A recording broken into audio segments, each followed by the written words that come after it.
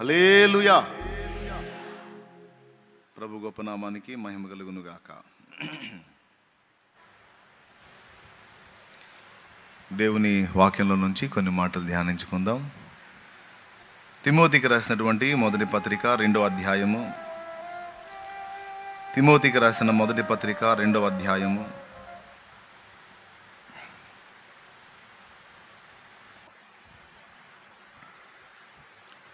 మొదటి వచనం నుంచి 4వ వచనం వరకు చదువుకుందాం. మనము సంపూర్ణ భక్తియు మాన్యతయు కలిగి నెమ్మదిగాను సుఖముగాను బ్రతుకు నిమిత్తము అన్నిటికంటే ముఖ్యముగా మనుషులందరి కొరకును రాజుల కొరకును అధికారులందరి కొరకును విజ్ఞాపనలను ప్రార్థనలను యాచనలను కృతజ్ఞతాస్తుతులను చేయవలనని హెచ్చరించుచున్నాను. ఇది మంచిదియు మన రక్షకుడగు దేవుని దృష్టికి అనుకూలమైనదియునై ఉన్నది. ఆయన మనుషులందరూ, ఇక్కడ వినండి, ఆయన మనుషులందరూ రక్షణ పొంది సత్యమును గూర్చిన అనుభవ జ్ఞానము గలవారై ఉండవలెనని ఇచ్చయించుచున్నాడు. చిన్న మాట ప్రార్థన చేసుకుందాం. ప్రేమ కలిగిన మా మహాపరిశుద్ధ తండ్రి, ఘనుడవగు దేవా, నీకు స్తోత్రములు స్తోత్రములు స్తోత్రములు స్తోత్రములు స్తోత్రములు నాయన.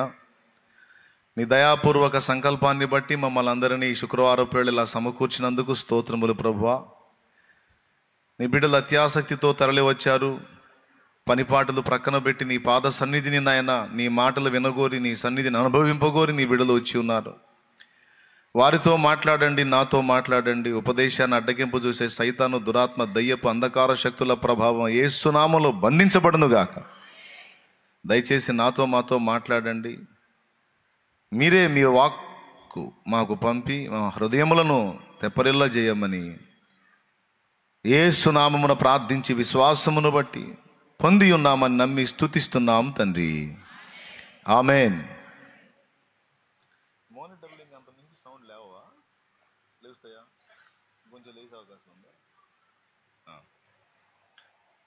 మనం చదువుకున్నటువంటి వాక్య భాగంలో స్టార్టింగ్ నుంచి చదివిన వచనాలు గతంలో మీతో పంచుకున్నాను. వాటి గురించి మీకు మళ్ళీ వివరించాల్సినటువంటి అవసరం ఏం లేదు. పౌలు పరిశుద్ధాత్మ ప్రేరణతో పలికినటువంటి మాటలు తిమోతి పత్రిక 2లో రాయబడ్డాయి. పౌలు ఈ ఉత్తరం తిమోతికి రాసేటప్పుడు నాకు తెలిసి ఊహలో కూడా అనుకోని ఉండడు ఇవి లేఖనాలు అవుతాయని. ఆయన లెటర్ రాసుకుంటున్నాడు తన ఆత్మీయ కుమారుడికి. ఆయన రాసుకునే ఆ లెటరు తర్వాత 100 సంవత్సరాలకు అనేక మంది బిడ్డలకు, ఆత్మీయ బిడ్డలకు అవి దేవుని లేఖనాలు అవుతాయి అన్న సంగతి ఆయన ఊహలో కూడా ఊహించి ఉండడు, ఏమాత్రం అనుకోని ఉండడు.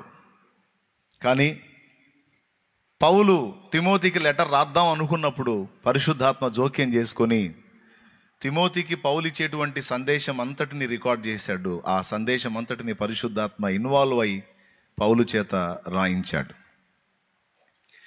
మన చేత దేవుడు చేయించే పనులు కొన్నిసార్లు మనకు అర్థం కావు.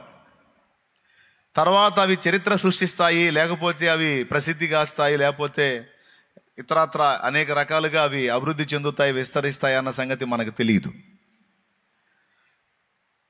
ఏదో చిన్న పరిచర్యలాగా ఏదో ఒక 50 ఆత్మల్ని క్రీస్తు కొరకు సంపాదిద్దామని మొదలుపెట్టినటువంటి ఒక చిన్న పరిచర్య ఈరోజు ఇంతగా అనేక మంది జీవితాలను ప్రభావితం చేసేదిగా మారుతుందని ఆనాడు నేను అనుకోలేదు. కానీ ఈరోజు వందలాది మంది దైవజనుల్ని, అనేక మంది పరిచారకుల్ని, సంఘంగా వేల కొలది విశ్వాసుల్ని అనేక ప్రాంతాల్లో దేశవ్యాప్తంగా, ప్రపంచవ్యాప్తంగా చెదరున్నటువంటి తెలుగు ప్రజలందరిలో అనేక మందికి ఈ శుభవర్తమానం ఈ అల్పుడి ద్వారా అందిద్దన్న ఆలోచన నేను ఊహలో కూడా ఊహించలేదు. కానీ దేవుడు మన చేత చిన్న చిన్న పనులుగానే మొదలుపెట్టేవి తర్వాత ఎంత ప్రబలమవుతాయో, అవి ఎంత విలువను సంతరించుకుంటాయో ఆయనకు ఒక్కడికే తెలుసు, మనకెవ్వరికి తెలియదు.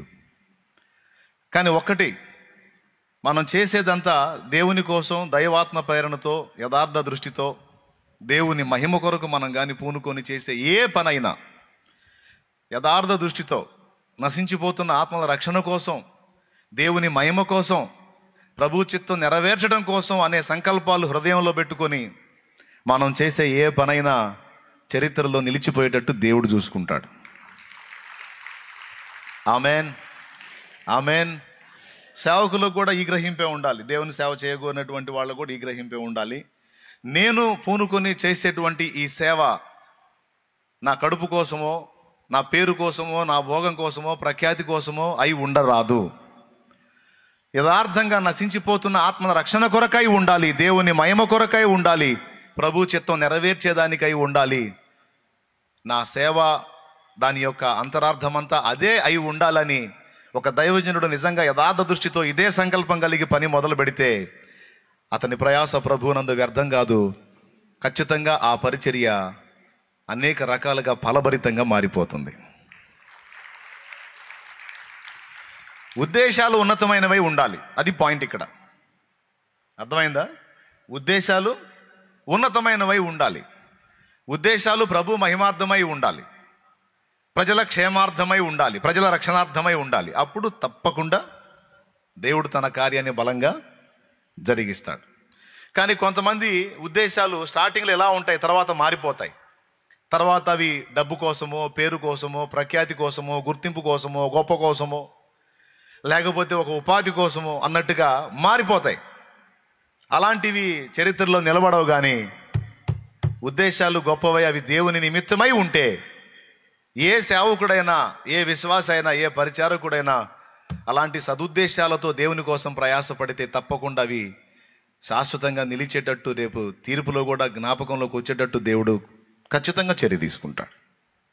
ఉద్దేశాలు దేవుని నిమిత్తం ఉన్నతమైనవై ఉంటే వాటి సఫలత దేవుడే చూసుకుంటాడు. ఈ తిమోతికి ఉత్తరం రాసేటప్పుడు పౌలు అనుకోలేదు ఇది ప్రసిద్ధిగాంచే పత్రిక అవుతుందని. అనేక మంది, లక్షల కోట్ల మంది ప్రజలకి ఇది దేవుని వాక్యం అవుతుందన్న సంగతి పౌలుకు తెలియదు. పౌలు తన ఆత్మీయ కుమారుడికి బాయ్ జాగ్రత్త అని రాశాడు. ఆ జాగ్రత్తలోనే కొన్ని హెచ్చరికలు ఇచ్చాడు. అవన్నీ మనకి ఇప్పుడు లేఖనాలు అయి కూర్చున్నాయి. ఎంత ధన్యత అండి పౌలుకి. మనం కూడా చాలామందికి ఉత్తరాలు రాస్తాం, అవి గ్రంథంలోకి ఎక్కుతాయా? మనం కూడా చాలామందికి మెసేజ్లు పెడతాం, ఈ గ్రంథంలోకి ఎక్కుతాయా? ఎక్కో. ఎందుకు? అవి మనుషులకు సంబంధించి ఉంటాయి, లేదా మన స్వీయతకు సంబంధించి ఉంటాయి. కానీ పౌలు రాసిన ఉత్తరం పరిశుద్ధ గ్రంథంలోకి ఎక్కి అందరి చేత ఆ ఉత్తరం రోజు మోయబడుతుంది అంటే, చదవబడుతుంది అంటే ఎంత ధన్యత, ఎంత భాగ్యం అది. అది దేవుడిచ్చే ఘనత. అలా ఉంటుంది. సరే, ఇప్పుడు అది చెప్పడానికి కాదు. పౌలు ఈ పత్రిక రాసేటప్పుడు పరిశుద్ధాత్మ జోక్యం చేసుకున్నాడు. జోక్యం చేసుకొని చాలా కీలకమైన విషయాలను అందులో రాయించాడు. అందులో ఈ 2వ అధ్యాయం కూడా చాలా కీలకమైంది. మనము సంపూర్ణ భక్తియు మాన్యతయు కలిగి, చూడండి, మనం సంపూర్ణ భక్తియు మాన్యతయు కలిగి నెమ్మదిగాను సుఖముగాను బ్రతకాలంటే బ్రతుకు నిమిత్తము అన్నాడు. అంటే బ్రతకాలంటే ఎలా బతకాలి? భక్తి చేసుకోవటానికి సంపూర్ణ అవకాశం ఉండాలి, సంపూర్ణ భక్తి వ్యక్తం చేసుకోవటానికి కంఫర్ట్గా ఉండాలి. రెండవది మాన్యత, అంటే గౌరవనీయత, అంటే గౌరవనీయంగా మనం బతకాలన్నా, మన భక్తి మనం ఫ్రీగా చేసుకోవాలన్నా, నెమ్మదిగా బతకాలన్నా, సుఖంగా బ్రతకాలన్నా, అన్నిటికంటే ముఖ్యంగా మనం ఒక పని చేయాలన్నాడు. అన్నిటికంటే ముఖ్యంగా మనం రాజుల కొరకును, ఫస్ట్ రాజులు అనలేదు కానీ మనుషులందరి కొరకును అన్నాడు. ముందు మనుషులందరి కొరకును, తర్వాత రాజుల కొరకును, తర్వాత అధికారులందరి కొరకును విజ్ఞాపనములను, ప్రార్థనలను, యాచనలను, కృతజ్ఞతాస్తుతులను చేయవలెనని హెచ్చరించుచున్నాను. తిమోతి, మనం చేసుకునే భక్తి ప్రశాంతంగా చేసుకోవాలన్నా, 10 మందిలో సభ్య సమాజంలో మనం గౌరవనీయంగా బతకాలన్నా, నెమ్మదిగా ఉండాలన్నా, ఏ తొందర లేకుండా బతికే 4 రోజులు సుఖంగా వెళ్ళబుచ్చాలన్నా, అదంతా దేవుడి చేతిలో ఉందబ్బాయి.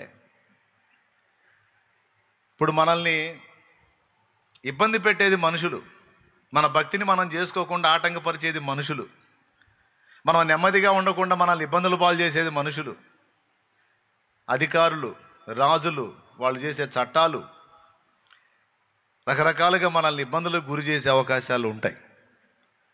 కాబట్టి మన నెమ్మది, సుఖం, సంపూర్ణ భక్తి, మాన్యత ఇవన్నీ కూడా మనుషుల చేతుల్లో ఉన్నాయి. మనుషులందరేమో దేవుడి చేతిలో ఉన్నారు. బాగా అర్థం చేసుకోవడానికి ట్రై చేయండి. మనం కోరుకునే 4 మనుషుల చేతుల్లో ఉన్నాయి, మనుషులేమో దేవుడి చేతిలో ఉన్నారు. కాబట్టి ఇప్పుడు మనం చేయాల్సింది ఏంటంటే,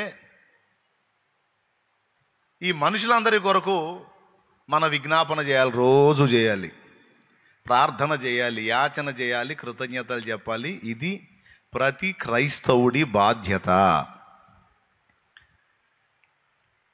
వీటితో పాటు రాజుల కొరకు చేయాలి, అధికారుల కొరకు కూడా చేయాలి. దేవునికి స్తోత్రం. గట్టిగా చెప్పండి. దేవుడు తన ప్రణాళిక చొప్పున అధికారులను నియమిస్తాడు. దేవుడు ఎవరిని నియమిస్తే వారి కోసం మనం ప్రార్థన చేయాలి. ఎందుకంటే అధికారం ఎవరి చేతుల్లో ఉంటుందో వాళ్ళు చట్టాలు చేస్తారు, శాసిస్తారు. ఇబ్బంది పెట్టినా, బాగా చూసినా వాళ్ళ చేతుల్లో అధికారం దేవుడు ఇచ్చాడు కనుక వాళ్ళ కోసం ప్రార్థన చేసినప్పుడు మనం నెమ్మదిగా ఉండేటువంటి అవకాశం ఉందన్నాడు. ఎందుకంటే వాళ్ళు మనల్ని శోధించాలన్నా, వేధించాలన్నా, విసిగించాలన్నా, లేదా మంచిగా చూడాలన్నా వాళ్ళ చేతుల్లో ఉంది అధికారం. కాబట్టి వాళ్ళ క్షేమం కోసం వాళ్ళు దేవుని కంట్రోల్లో ఉండినట్లు మనం ప్రార్థన చేస్తే ప్రశాంతంగా మన మనుగడ సాగుతుంది అని భలే సూత్రం చెప్పాడు. నేను మొట్టమొదటి నుంచి చెబుతానే ఉన్నాను, మేము ఏ పార్టీకి చెందిన వాళ్ళం కాదు. దేవుడు ఎవరిని నియమిస్తే వాళ్ళ కోసం ప్రార్థన చేస్తాం. సింపుల్గా ఒక మాటలో చెప్పాలంటే, వంకాయ మంత్రి ఐడియా ఉందా మీకు? ఒక జోక్ చెప్పావు ఒకసారి. నేను వంకాయ మంత్రి అని ఒక జోక్ చెప్పాను చానాల క్రితం. రోజు రాజుగారు వంకాయ కూర తిన్నాడంట. వంకాయ కూర తిన్నాడు, అద్భుతంగా ఉంది టేస్ట్. మంత్రితో అన్నాడట, మంత్రి వంకాయ కూర తిన్నానయ్యా ఈరోజు. బాబా ఏముందయ్యా, అసలు ఎన్ని కూరలు తిన్నాను, అంత రుచి రాలేదయ్యా, వంకాయ కూర అంత టేస్ట్ రాలేదు అన్నాడు. అప్పుడు మంత్రి అన్నాడు, నిజంగా మహారాజా, అసలు వంకాయ కూరగాయలన్నింటిలోకి రాజు మహారాజా, కూరగాయలన్నింటిలోకి మహారాజు వంకాయ. అసలు దాని ఆకారం కూడా చూడండి మహారాజా, భలే ఉంటుంది అని దాన్ని పొగిడాడట. మరుసటి రోజు మధ్యాహ్నానికి రాజుగారికి ఒళ్ళు జిల వచ్చింది. జిల వచ్చి రాజుగారు, ఏమయ్యా మంత్రి, ఏం వంకాయ కూర, ఏం పాడు, తిన్నకాడ నుంచి ఒళ్ళంతా దురద పెడుతుందయా, ఒళ్ళంతా జిలగా ఉంది అంటే, అవునా మహారాజా, వంకాయ అంత దరిద్రపుది ఇంకోటి లేదు మహారాజా. అసలు దాని రంగేంది మహారాజా, దాని పర్టికులర్ కలర్ అంటూ ఏది ఉండి సావదు. సగం ఒక కలరు, సగం ఒక కలరు. ఏ కూరగాయనా చూడండి ఒకే కలర్ ఉంటుంది. ఇది మాత్రం 2 రకాల కలర్లు. దాని ఆకారం చూడండి, వంకర టెంకర వంకాయ. దాని బతుకు చండాలం మహారాజా. రాజు బిత్తరపోయి, ఏమయ్యా మంత్రి, నువ్వే 2 మాటలు మాట్లాడుతున్నావు. నిన్న కూర బాగుందయ్యా అంటేనేమో వంకాయ కూరగాయలన్నిటిలోకి మహారాజా, మా అందరికీ మీరెంతో కూరగాయలన్నిటికీ వంకాయ అంత గొప్పది అని పొగిడితివి. ఇప్పుడు కొంచెం ఒళ్ళు జలొచ్చిందయ్యా కూర తిన్నందువల్ల అంటేనేమో తిడతంటివి. నిన్నొక మాట మాట్లాడితివి, ఏలొక మాట మాట్లాడితివి. ఏమయ్యా అంటే అప్పుడు మంత్రి అన్నాడంట, మరి అంతే కదా మహారాజా, నేను మీకు మంత్రిని కానీ వంకాయ కాదుగా అన్నాడంట. దేవునికి స్తోత్రం. నేను మీకు మంత్రిని కానీ వంకాయ కాదుగా. వంకాయ అంతా నాకు వంకాయ గొప్పది కాదు, లేదా వంకాయ తక్కువది కాదు, మీరు ఏదంటే అది. అట్లాగే మనకు పైన ఒక రాజు ఉన్నాడు, ఆయన పేరు రాజాది రాజు, ప్రభువుల ప్రభువు, దేవాది దేవుడు, సర్వలోక చక్రవర్తి, కృపాసత్య సంపూర్ణుడు అయిన యేసుక్రీస్తు ప్రభువు. ఆయన మన రాజు. ఎవరు మన రాజు? ఆయన మన రాజు. మనకు ఆయన ముఖ్యం. ఎవరు ముఖ్యం? ఆయనే ముఖ్యం. ఎవరిని నిలబెడతాడో, ఎవరిని పడగొడతాడో, ఎవరికి అవకాశం ఇస్తాడో, ఎవరిని త్రోసేస్తాడో, ఎందుకు నిలబెడతాడో, ఎందుకు తోసేస్తాడో ఆయనకి, సదరు వ్యక్తులకి తెలియాలి, కానీ మనకు సంబంధం లేదు. కాబట్టి దేవుడు ఎవరిని నియమిస్తే వాళ్ళ కోసం ప్రార్థన చేయటం, విజ్ఞాపన చేయటం, యాచన చేయటం, కృతజ్ఞతలు చెప్పటం మన బాధ్యత. ఇది ఎంతమందికి అర్థమైంది? దేవునికి స్తోత్రం కలుగును గాక. హల్లెలూయా. నేను ఫస్ట్ నుంచి ఇదే టైపులో ఉన్నా.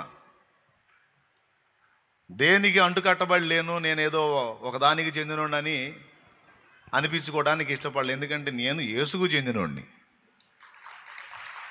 ఎవరు వచ్చినా అవకాశం ఇచ్చామేడ. ఎవరు వచ్చి ఆఖరికి ఏనుగు గుర్తోళ్ళు వచ్చినా అవకాశం ఇచ్చామేడ. దేవునికి స్తోత్రం. రాండి, మీ ప్రతాపాలు మీరు చూపించుకోండి, దేవుడు ఎవరిని నిలబెడితే వాళ్ళని. కాబట్టి కొంతమంది దుర్మార్గపు మనుషులు ఉన్నారు. కొంతమంది దుర్మార్గపు మనుషులు ఏదో మన మీద అన్ని లేనిపోని చెప్పి ఏదో చేయాలి, ఏదో చూడాలని. ఎవడేం చేయగలడు? ఎవరేం చేయగలరు? పిలిచిన వాడెవరు? జీవం గల దేవుడు. ఏర్పరిచిన వాడెవరు? జీవం గల దేవుడు. అవునా? దీనులను గద్దె ఎక్కిస్తాడు. అహంకారం చూపితే గద్దె అంతా ఆయన చేతుల్లో ఉంది. ఎవరైనా ఆయన ఏ రాజు? రాజులకు రారాజు, మమ్మేలే మారాజు, భూపతులకు అధిపతివి నీవేనయ్యా.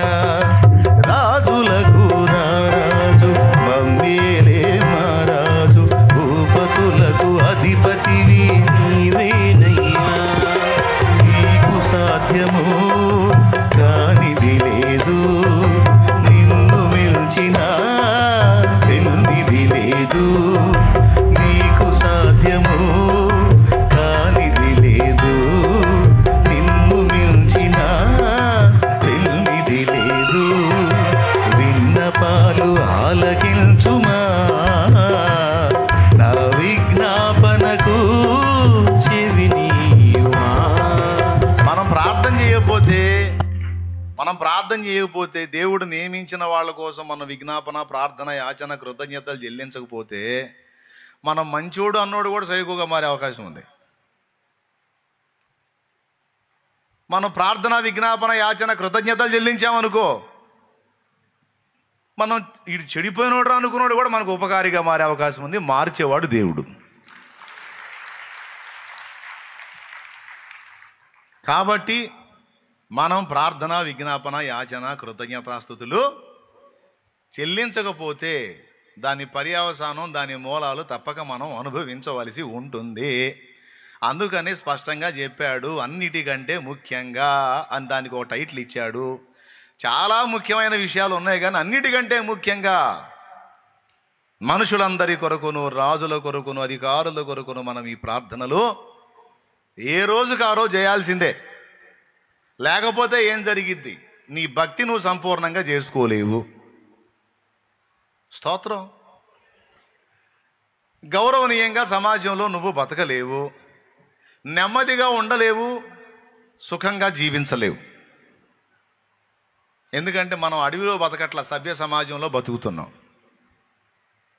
ఎవరు జనం, మనుషులు లేని అడవిలో బతకట్ల, మనం మనుషుల మధ్యలో బతుకుతున్నాం. కాబట్టి వాళ్ళు లైన్లో ఉంటే మనం లైన్లో ఉంటాం, వాళ్ళు తేడా పడితే మనం తేడా పడతాం. దెయ్యాలు మనుషులకు బట్టిని అనుకో, వాళ్ళు మనల్ని శోధిస్తారన్నమాట. నేనేం చెప్పాను మళ్ళీ చెప్పండి మీరు. దెయ్యాలు మనుషులకు బట్టిని అనుకో, మనుషులు ఎవరిని శోధిస్తారు? వాళ్ళ పక్కన ఉండేది మనమేగా, మనల్ని శోధిస్తారు. కాబట్టి ఎవడు మనల్ని శోధించకుండానట్లు మనము ప్రతిదినము అన్నిటికంటే ముఖ్యంగా, నీకు చాలా ముఖ్యమైనవి ఉండొచ్చు, కానీ వాటి అన్నిటికంటే ముఖ్యంగా సంపూర్ణ భక్తియు మాన్యతయు కలిగి నెమ్మదిగా సుఖంగా మనం బతుకున్నట్లు అన్నిటికంటే ముఖ్యంగా మనుషుల కోసం, రాజుల కోసం, అధికారుల కోసం ఏం చేయాలి? ఏదో ఒకటి చేయాలా? ప్రార్థనలేనా? ఇంకేమైనా ఉన్నాయా? విజ్ఞాపనలు, ప్రార్థనలు, యాచనలు, కృతజ్ఞతాస్తుతులు అన్నాడు. 4 సంగతులు చెప్పాడు అక్కడ. ఓకేనా? ఇంతకీ ఈ ప్రార్థన, యాచన, విజ్ఞాపన, కృతజ్ఞతాస్తుతులు ఏంటివి? ఇవి ఫస్ట్ విజ్ఞాపనములు చేయండి అన్నాడు మనుషుల కోసం. విజ్ఞాపన అనేది ఇతరుల కోసం మనం చేసేది, రిక్వెస్ట్ అన్నమాట. ఈమెకి సాయం చేయి, ఈయనకి సాయం చేయని, అలా ఇతరుల కోసం చేసేదాన్ని విజ్ఞాపన అంటారు. ఆ విజ్ఞాపన అన్న దగ్గర చిన్న లెటర్స్ ఇంట్రెస్ట్ ఉంటే రాసుకో. విజ్ఞాపన అన్న దగ్గర ఇతరుల కొరకు చేసేది. ఓకేనా? ఇప్పుడు యేసు ప్రభు, ఇప్పుడు నేను చెప్పింది నిజమంటానికి మీకు ఆధారం చూపిస్తా. యేసు ప్రభు తండ్రి కుడిపార్శ్వమందు నిలిచి ఏం చేస్తున్నాడని ఉంది? ఏం చేస్తున్నాడని ఉంది? ప్రార్థన చేస్తున్నాడని ఉందా? విజ్ఞాపన చేస్తున్నాడని ఉందా? విజ్ఞాపన తన కోసం చేసుకుంటున్నాడా, మన కోసం చేస్తున్నాడా? కాబట్టి విజ్ఞాపన అనే దానికి అర్థం ఏమిటంటే ఇతరుల కోసం మనం చేసేదాన్ని విజ్ఞాపన అంటారు. బైబిల్ ఉందా? బైబిల్ ఉందా? మరి చూడు. ఓకే, బైబిల్ ఉన్న వాళ్ళందరూ గుర్తు రాసుకోండి. విజ్ఞాపన అంటే ఇతరుల కొరకు మనం చేసేది. ఇది మీకు రుజువు ఏంటంటే రోమాపత్రిక 8:34లో శిక్ష విధించువాడెవడు? చనిపోయిన క్రీస్తు యేసే. అంతేకాదు మృతుల్లో నుండి లేచిన వాడును, దేవుని కుడిపార్శ్వమున ఉన్నవాడును, మన కొరకు విజ్ఞాపనము కూడా చేయువాడును ఆయనే. మన కోసం ఏం చేస్తున్నాడు? ప్రార్థన అనలా, అక్కడ విజ్ఞాపన అని మెన్షన్ చేశాడు. కృతజ్ఞతాస్తుతులు అనలా, యాచనలు అని కూడా అనలా, విజ్ఞాపన అన్నాడు. సొదొమ గొమొర్రాను నాశనం చేయడానికి దేవుడు వచ్చినప్పుడు అందులో నశించకుండా లోతు కోసం అబ్రహాం చేసింది విజ్ఞాపన. సో విజ్ఞాపనకు మీనింగ్ ఏంటంటే ఇతరుల నిమిత్తము మనం అడుగున్నది, అది విజ్ఞాపన. ఇక ప్రార్థన అంటే దానికి ఒక అర్థం ఉంది. ప్రార్థనలు, రెండవది ఏంటి? ఏం రాసి ఉంది ఇక్కడ? ప్రార్థనలు అని రాసి ఉంది. ప్రార్థనకు ఒక అర్థం ఉంది, చెప్తా వినండి. ఫస్ట్ చెప్పాను, మనుషులందరి కొరకు, రాజుల కొరకు, అధికారుల కొరకు, వాళ్ళ పక్షంగా మనం విజ్ఞాపన చేయాల. వాళ్ళ లైన్లో ఉండేటట్టు, దేవా వాళ్ళ విషయంలో కొంచెం కార్యం చేయి తండ్రి, వాళ్ళ మెదళ్ళు సరిగా పనిచేసేటట్టు చేయి, మా జోలికి దురాత్మలు వారిని ప్రేరేపించకుండా చేయనాయనని వారి పక్షంగా విజ్ఞాపన చేయాలి. అంటే పిచ్చెక్కిన కుక్క రోడ్డు మీదకి వస్తున్నప్పుడు దేవా అది నన్ను గర్వకుండా చేయి తండ్రి అన్నట్టు. దేవునికి స్తోత్రం కలుగునుగా. హల్లెలూయా. మనుషులంతా కూడా మరి మనమేమో క్రీస్తునందు ఉన్నాము, మిగిలిన లోకమంతానేమో దుష్టుని అందున్నది. మళ్ళీ చెప్పేదా? మనమేమో క్రీస్తునందు ఉన్నాం, మిగిలిన లోకమంతా ఎవరి యందు ఉన్నది? లోకము దుష్టుని యందు ఉన్నది, దురాత్మల యందు ఉన్నది. మనుషుల్ని దయ్యాలు శోధిస్తాయి. శోధించినప్పుడు దయ్యాల చేత శోధించబడిన మనుషులు ఉరిమురి మంగళం మీద పడ్డట్టు ఎటు వచ్చి పడతారు? అది. కాబట్టి ఇప్పుడు వాళ్ళ కోసం మనం ఏం చేయాల్సి వచ్చింది? ఇంకో టైపులో అర్థమయ్యేటట్టు చెప్తా. పక్కన 10 ఎకరాల పొలం వేరే వాడుతుంది, మనది 1 ఎకరం పొలం ఉందనుకోండి. పక్కన 10 ఎకరాల పొలం వేరే వాడుతుంది, మనది 1 ఎకరం ఉంది. లేకపోతే 100 ఎకరాల పొలం, 100 మందిది 100 ఎకరాల పొలం ఉంటే మనది 1 ఎకరం పొలం ఉంది. ఆ దరిన పొలం వాడికి పడింది తెగులు. ఇప్పుడు ఆ తెగులు మిగిలిన పొలాలకు వచ్చిద్దా రాదా? వచ్చిద్దా రాదా? వాళ్ళ పొలంలో పడిందిలే, మంది ఈ దరినుంది, మనకి ఎందుకు వచ్చింది అనుకుంటే దెబ్బతింటారు. మిరపకి ఏదో తెగులు, నల్లి తెగులు ఏదో వచ్చింది అన్నారు కదా, అంతకుముందు ఏదో తెగులు వచ్చింది అన్నారు. ఎక్కడ ఎవరు పొలాల్లో పట్టినదే, అల్లాడిపోయారు. ఇక్కడ పాయింట్ ఏంటంటే వాడు అన్యుడైనా క్రైస్తవుడైనా మన పక్కన ఉన్న పొలంలో తెగులు పడిందంటే ఖచ్చితంగా మన పొలానికి కూడా సోకింది. ఇప్పుడు మన పొలం భద్రంగా ఉండాలంటే మన ఒక్క పొలం కోసం చేయాలా, చుట్టూ ఉన్న పొలాల కోసం చేయాలా? అది పాయింట్. మన చుట్టూ ఉన్న పొలాలు బాగుంటే మన పొలం,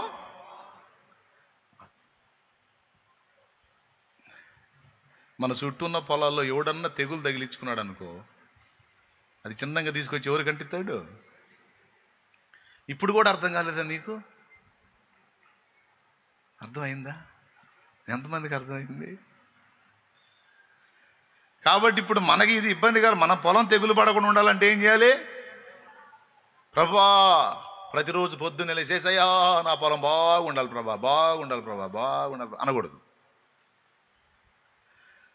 అయ్యా నా పొలము బాగుండునట్లు నా చుట్టూ ఉన్న వారి పొలములు బాగుగా ఉండునట్లు సహాయము చేయి.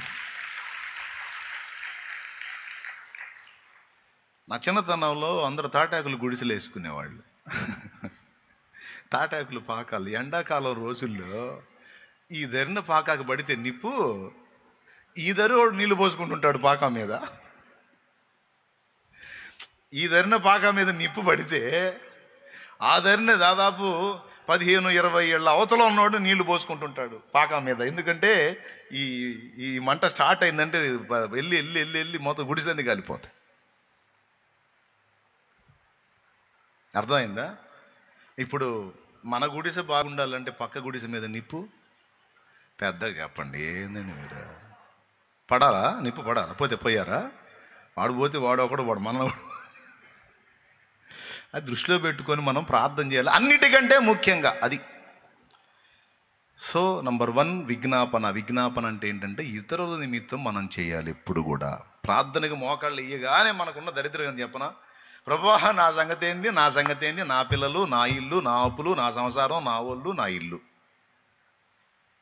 కానీ దేవుడు ఏం కోరుతానంటే ముందు నీ సంగతి, తర్వాత ముందు నీ చుట్టూ ఉన్నటువంటి వ్యక్తుల నిమిత్తం నువ్వు ప్రార్థన చేయి, అది ముఖ్యం అన్నాడు. అయ్యా వాళ్ళకేమయ్యా, వాళ్ళు బాగానే తెచ్చారు, నేనే బాధల్లో ఉన్నాను ప్రభువా, వాళ్ళ కోసం చేయమంటావు ఏంది నాయన? ఏముందమ్మా నీ సమస్య ఏంది? అప్పులు ప్రభువా, అప్పులయ్యా, అప్పులు. ఎందుకయ్యా అప్పులు? నేను ఏది చేసినా నాకు సక్సెస్ కాలేదు. సక్సెస్ ఎందుకు కాలేదు? జనాలు నీకు సపోర్ట్ చేయలే. సో జనమే కారణం. ఓకేనా? అప్పులు అయిపోయావు. ఇప్పుడు అప్పులు నీకు ఇచ్చిన వాళ్ళు వస్తారు కదా, వాళ్ళు నీ మీద అటాక్ చేయకుండా ఉండాలంటే ఇప్పుడు వాళ్ళ కోసం ప్రార్థన చేయాలిగా.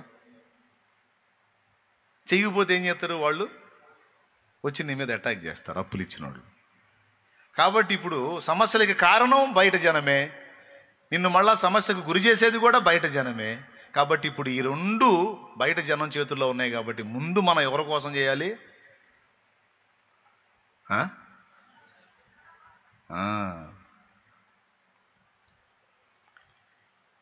ముసలమ్మ ఇంట్లో వండుకుందంట. చిన్నప్పుడు నాకు ఎన్ని కథలు మా నాన్న చెప్పేవాడు, చాలా కథలు. నా లక్క అదే, దేవునికి స్తోత్రం. వెనకటి రోజుల్లో దొంగోళ్ళు గడ్డపారలు తీసుకొచ్చి కన్నాలు వేసేవాడు ఇళ్ళకి. ముసలమ్మ ఒక్కతే ఇంట్లో వండుకుంది. ఇంటి వెనకేమో 3 దొంగోడు కన్నం వేస్తున్నాడు. ఆ కన్నంలో గుండా లోపలికి వస్తాడు. ఈ ముసలమ్మ సొమ్మంతా దోచుకొని పోతాడు. ఏందని అడిగితే ఏమైనా చేస్తాడు. వాడు కష్టపడి కన్నం దొబ్బుతున్నాడు. ఈమెకు వినపడింది, శబ్దం వినపడింది. ఒక్కతే ఉంది, ఎవరు లేరు సపోర్ట్. ఏం చేయాలా? గుండెలు దడ పెరిగిపోతుంది. ఎందుకంటే సగం పడ దొవ్వాడు వాడు. తవ్వి 3 భాగాలు దొవ్వేశాడు. ఇంకేం లేదు, ఒక్క భాగమే ఉంది. ఆ ఒక్క భాగం దొవ్వాడంటే వచ్చేయచ్చు లోపలికి వాడు. వెనకటి రోజుల్లో దొంగలు కన్నం వేసి దొంగిలేవాళ్ళని యేసయ్య చెప్పాడు బైబిల్లో. దొంగలు కన్నము వేసి దొంగిలిదరు అని. అట్లా 3 భాగాల కన్నం దొవ్వి ఇంకొక భాగం ఉంది. ఇక ఎంటర్ అవ్వబోతున్నాడు. ఆ కొంచెం కూడా దవ్వుకొని ముసలమ్మ ఒక ఆలోచన చేసింది. అప్పుడు 3:30-4 అయింది. బాగా నిద్రజాం అనుకోండి. అప్పుడే నిద్ర లేచినట్టుగా మంచం మీద నుంచి లేచి కూర్చుంది. కూర్చొని ఆ అందట పెద్దగా, హా దేవుడా, ఇరుగు చల్లనా పొరుగు చల్లనా, ఇంటి వెనక కన్నం వేసే దొంగోడు చల్లగా ఉండాలి నాయన అందంట. వాడి గడ్డపార ఆపేశాడు. ఒరే ముసలమ్మ నా చల్లదనాన్ని కూడా కోరిందే, నేను కూడా బాగుండాలని కోరుకుందే. ఇంత మంచిదాన్ని ఇల్లు దోచుకొని నేనేం బాగుపడతాను ఛ అని వెళ్ళిపోయాడంట. ఏం కోరింది? తన గురించి కోరలా. పెద్దోళ్ళ కథలు ఎలా ఉంటాయో చూడండి, జ్ఞానంతో కూడిన కథలు. దేవుడా, ఈ దొంగోడు, మాయదారి దొంగోడు నా ఇంటికి వచ్చి పడ్డాడు, దేవుడా నన్ను కాపాడు దేవుడు అల్లా. దేవుడా, ఇరుగు చల్లనా పొరుగు చల్లనా, ఇంటన్న కన్నం వేసే దొంగోడు చల్ల. ఇక అంతే, గడ్డపార వాడు ఆపేశాడు, పని ఆపేసి వెళ్ళిపోయాడు. తర్వాత పోయి చూస్తే 3 భాగాలు తూగున్నాడు. తను పలికినటువంటి ఒక ఆశీర్వచనం, ఒక శుభవచనం దొంగవాడి మనసును కూడా కరిగించింది. కఠినాత్ముడైన వాని హృదయం కూడా కరిగించింది. అట్లాగా అయ్యా, పరోపకారార్థం ఇదం శరీరం అని, పరుల మేలు కోరేవాడిని దేవుడు దీవిస్తాడు, పరుల ఆశీర్వాదాన్ని కోరేవాడిని ఎప్పటికైనా దేవుడు దీవిస్తాడు. స్వల్పంగా కొన్ని కష్టాలు ఉండొచ్చు, కొన్ని నష్టాలు ఉండొచ్చు, కొన్ని ఇబ్బందులు ఉండొచ్చు, కొన్ని ఎదురు దెబ్బలు తగలవచ్చు, కానీ ఒకటి మాత్రం నిజం, పరోపకారార్థం ఇదం శరీరం అని, ఇతరుల ప్రయోజనార్థమై నేను బ్రతకాలి, ఇతరులకు మేలు చేయాలి అనుకునే వారికి తప్పకుండా దేవుడు కృపనిస్తాడు. అదే కోరమన్నాడు అసలు దేవుడు. కాబట్టి ఇప్పుడు మనం విజ్ఞాపన అనే దానిలో మొట్టమొదట గుర్తుపెట్టుకోవాల్సింది ఏంటి? ఇతరుల కొరకు దేవునిని అడుగుట.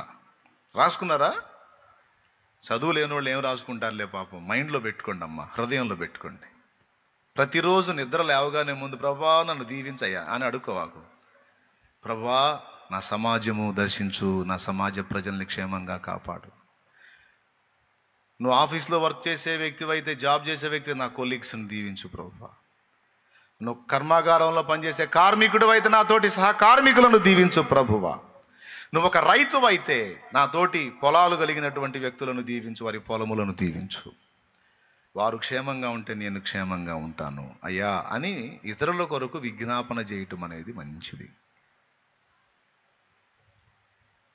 కరోనా అనేది ఎక్కడో స్టార్ట్ అయింది, మొత్తానికి వ్యాపించింది, చాలామందిని గాజేసింది.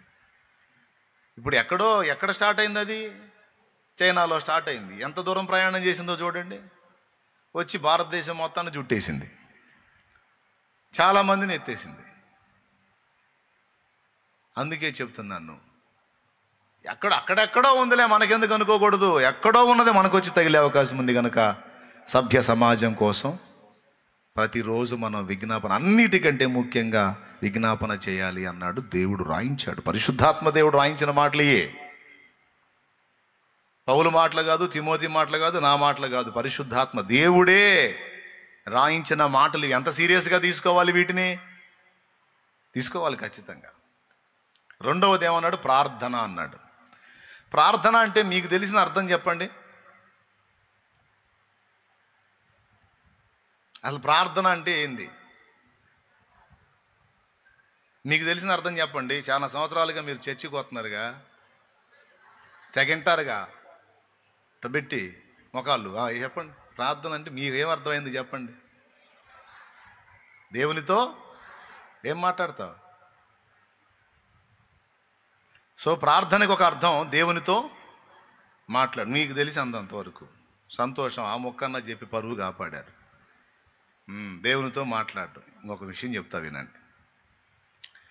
విజ్ఞాపన అంటే ఇతరుల కొరకు మనం దేవుని రిక్వెస్ట్ చేయటం విజ్ఞాపన. ప్రార్థన అంటే అసలు అర్థం దేవుని సంకల్పము భూమి మీద నెరవేరునట్లు కోరుట. అది ఒరిజినల్గా ప్రార్థన అంటే. అర్థమైందా? దేవుని సంకల్పాలు భూమి మీద నెరవేర్చబడుట కొరకు మనం కోరుట, అవి నెరవేర్చబడుట కొరకు మనం దేవుని కోరుట, అది ప్రార్థన. దీని గురించి గతంలో ఒకసారి చెప్పాను నేను.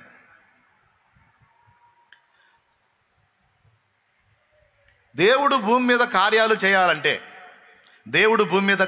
చేయాలంటే భూమి మీద పరిశుద్ధులు ప్రార్థించకుండా దేవుడు ఏం చేయలేడు.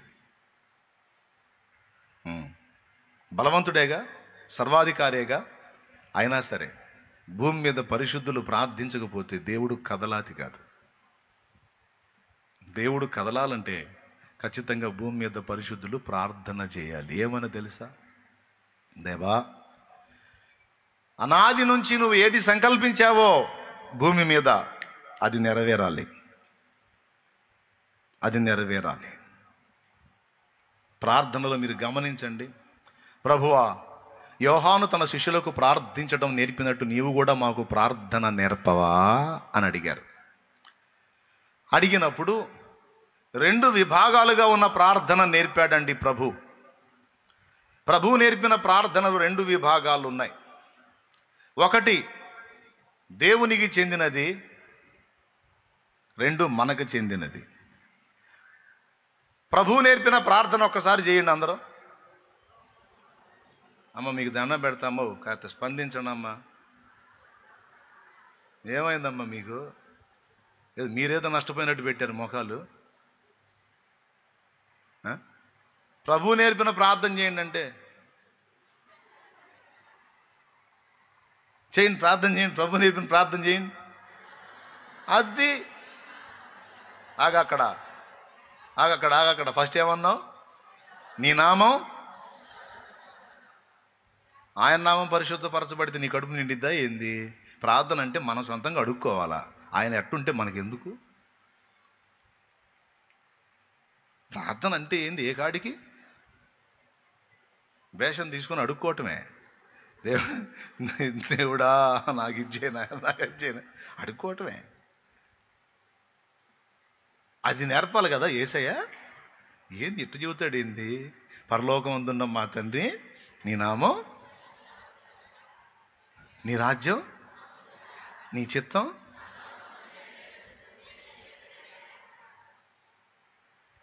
ఓకేనా? 3 ఆయనవి, 3 మనవి, చివరిలోది కూడా ఆయనదే. ఇప్పుడు 3 మనవి ఎంతో చెబుతా చూడు. మాకు కావాల్సిన అనుదిన ఆహారం, మా పట్ల అపరాధం చేసిన వారిని మేము క్షమించిన ప్రకారం నీవు మా అపరాధములు మమ్మల్ని శోధనలోని దగ్గర దృష్టి నుండి కీడు నుండి. ఫస్ట్ 3 ఎవరి?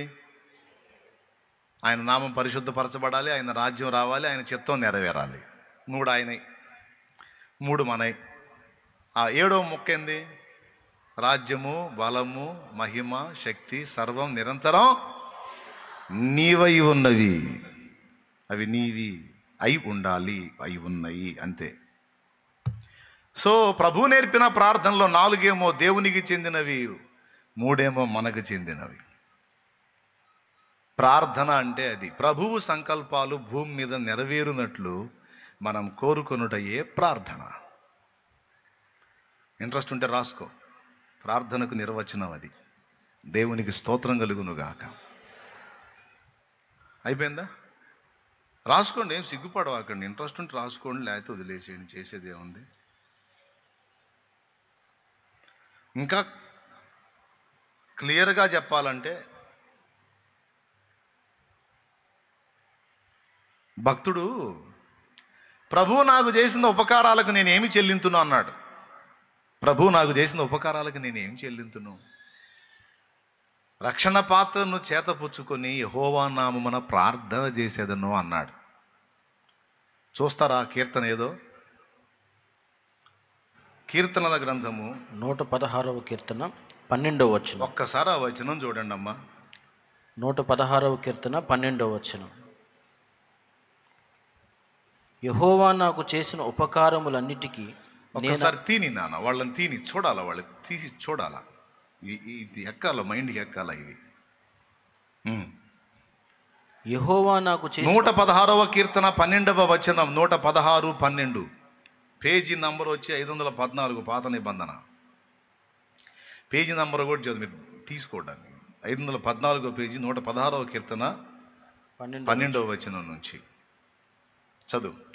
యెహోవా నాకు చేసిన ఉపకారములన్నిటికీ, దేవుడు నాకు చేసిన ఉపకారములన్నిటికీ నేను ఆయనకి ఏం చెల్లిస్తాను? రక్షణ పాత్రను చేతపుచ్చుకొని యెహోవా నామమున ప్రార్థన చేసేదను. అదేందండి అట్లా అంటాడు? రక్షణ పాత్రను చేతపుచ్చుకొని యెహోవా నామమున ప్రార్థన చేసేదను. అసలు ఈ రక్షణ పాత్ర ఏమిటి అనే దానికి మొన్న ఒక శనివారం విజ్ఞాపన ప్రార్థనలో చెప్పా. మళ్ళీ ఇప్పుడు అది చెప్పాలంటే చాలా టైం తీసుకుంటుంది. కాబట్టి దేవుడు నాకు ఉపకారాలు చేశాడు. చేసిన ఉపకారాలకి నేనేదో గొర్రెనో, పొట్టేలునో, ఎద్దునో, లేకపోతే వెండినో బంగారానో ఇస్తానంటే బాగుంటుంది, నేను దేవుని కొరకు. కానీ ఏం చూడు, రక్షణ పాత్రను చేతపుచ్చుకొని యెహోవా నామమున మళ్ళా ప్రార్థన చేస్తానంటే మళ్ళీ అడుక్కుంటానని చెబుతున్నాడు. దేవుడు నాకు చేసిన ఉపకారములకు నేను ఆయనకి ఏమి చెల్లింతును, మళ్ళా అడుక్కుందును అనేక అర్థం. రక్షణ పాత్రను చేతపుచ్చుకొని యెహోవా నామమున ప్రార్థన చేసేదను. యెహోవా నామమున ప్రార్థన చేస్తే దీనివల్ల దేవుడికి వచ్చే ఉపయోగం ఏంటి? నీకు దేవుడు ఉపకారాలు చేశాడు, ఉపకారాలు చేసిన దానికి గాను నువ్వు దేవునికి ప్రార్థన చేస్తాను అంటున్నావు. దానివల్ల దేవుడికి వచ్చే ఉపయోగం ఏంటంటే, దేవుడికి వచ్చే ఉపయోగం చాలా ఉంది. ప్రార్థన చేయటం ద్వారా ఏంటో తెలుసా? భూమి మీద తన కార్యకలాపాలన్నీ చక్కబెట్టుకోవటానికి మన ప్రార్థనే దేవునికి ఆధారం. మనం దేవునికి భూమి మీద నుంచి విజ్ఞాపన చేయకపోతే దేవుడు కదలటానికి లేదు. ఇది బాగా మైండ్కి ఎక్కాలి. దేవా, భూమి మీద నీ సంకల్పాలు నెరవేర్చు, నీ రాజ్య విస్తరణ గావించు, నీ నామం పరిశుద్ధపరచబడేటట్టు చెయ్యి. నీ నామం పెట్టబడిన నీ ప్రజలు చెడు మార్గాలు విడిచి, శాపగ్రస్తమైన పనులు విడిచి, పరిశుద్ధులై పవిత్రులై నీ నామ మహిమార్థమై బతికేటట్లు చెయ్యి. తద్వారా నీ నామాన్ని పరిశుద్ధపరచుకో, మహిమపరచుకో. రా భూమి మీద నీ పరిశుద్ధులను ప్రక్షాళన గావించు. నీ పేరు పెట్టబడిన జనం యొక్క దుమ్ము దులుపు. దేవుని నామం దూషణ పాలు ఎప్పుడైద్దండి? దేవుని నామం దూషణ పాలు ఎప్పుడైద్ది చెప్పనా? దేవుని పేరు పెట్టుకున్న క్రైస్తవులం అని చెప్పబడుతున్న మనం తప్పుడు నడత నడిచినప్పుడు మనల్ని చూసిన అన్య జనం దేవుణ్ణి తిడతారు. అవునా కాదా? దేవుని పేరు పెట్టుకున్న మనం అన్యజనుల ముందు తప్పుడు నడత నడిచినప్పుడు అన్యజనులు మన ప్రవర్తనను బట్టి దేవుణ్ణి దూషిస్తారు. ఒకవేళ దేవుని పేరు పెట్టబడిన మనం సత్క్రియలు చేశామనుకో, మనల్ని బట్టి దేవుని నామాన్ని మహింపరుస్తారు. కాబట్టి ఇప్పుడు మనం ఏం కోరవలసి ఉందో తెలుసా? దేవా, నీ నామం పరిశుద్ధపరచబడాలయ్యా అని మనం కోరితే, దేవా, నీ పరిశుద్ధులందరినీ త్రోవలో పెట్టయ్యా, వాళ్ళ తప్పుడు నడతలో దిద్దయ్యా అని అర్థం వచ్చింది. నీ నామం పరిశుద్ధపరచబడును కాకంటే ఎట్ట పరిశుద్ధపరచబడిద్ది? దారి తప్పి వంకర త్రోవలో నడుస్తున్న క్రైస్తవుల్ని సరైన త్రోవలోకి దేవుడు తీసుకొచ్చినప్పుడు దేవుని నామం పరిశుద్ధపరచబడింది. అర్థం అయితే స్పందించు, లేకపోతే ఇబ్బంది ఏం లేదు. అర్థం అయితే గట్టిగా స్పందించు, ఇబ్బంది ఏం లేదు. అర్థం కాకపోతే మళ్ళీ అర్థం అయినట్టు షో చేయబాకు. నేనేం ఇబ్బంది పడ్డా, మళ్ళీ అయినా చెబుతా. మైండ్కి ఎక్కాలా, హృదయానికి ఎక్కాలా. అది ఇప్పుడు దేవా, నీ నామం పరిశుద్ధపరచబడాలి, పరిశుద్ధపరచుకో అంటే దేవుడు కదులుతాడు. అలాగే నీ రాజ్యం రావాలి, రాజ్యం రావాలి, దేవుని రాజ్యం విస్తరించాలి, అది మన ప్రార్థన అయి ఉండాలి. నేను ప్రతిరోజు చేసే ప్రార్థనలో ఆయన రాజ్య విస్తరణ కొరకు రోజు అడుగుతా. అందుకే ప్రతి నెల మనం చూస్తూ ఉన్నాం, వందలాది మంది రక్షించబడతా ఉన్నారు. ఆయన రాజ్యం విస్తరించడం అంటే ఏంటి? అన్యజనుల్ని దేవుడు దర్శించాలి, వారి మనోనేత్రాలు వెలిగించాలి, వారి జీవితాల్లో కార్యాలు జరిగించాలి, వాళ్ళని రక్షణలోకి నడిపించాలి. అప్పుడే కదా దేవుని రాజ్యం వచ్చేది, దేవుని రాజ్యం విస్తరించేది. ఆమేన్. మరి ఇది జరగాలంటే మనం ప్రార్థన చేయాలి. మరి నన్ను దర్శించేదానికి ముందు ఎవరు ప్రార్థన చేశారో, ఏ తల్లి ప్రార్థన చేసిందో, ఏ ప్రార్థనను ఆధారం చేసుకొని నన్ను దర్శించాడో మరి 2002లో. మరి నేనైతే ఏం ప్రార్థనలు చేయలే, నాకు తెలియదుగా అసలు యేసుప్రభు గురించి. ఎవరన్నా చెప్పినా వినే రకం కాదుగా మనం. ఇప్పుడు నాకు ఎవరన్నా యేసుప్రభు గురించి చెప్పడానికి ట్రై చేస్తే, ఒక ఆయన పాప ఒకసారి ట్రై చేశాడు నాకు యేసుప్రభు గురించి చెప్పడానికి. నేను ఆయనకు బ్రహ్మంగారి గురించి చెప్పా.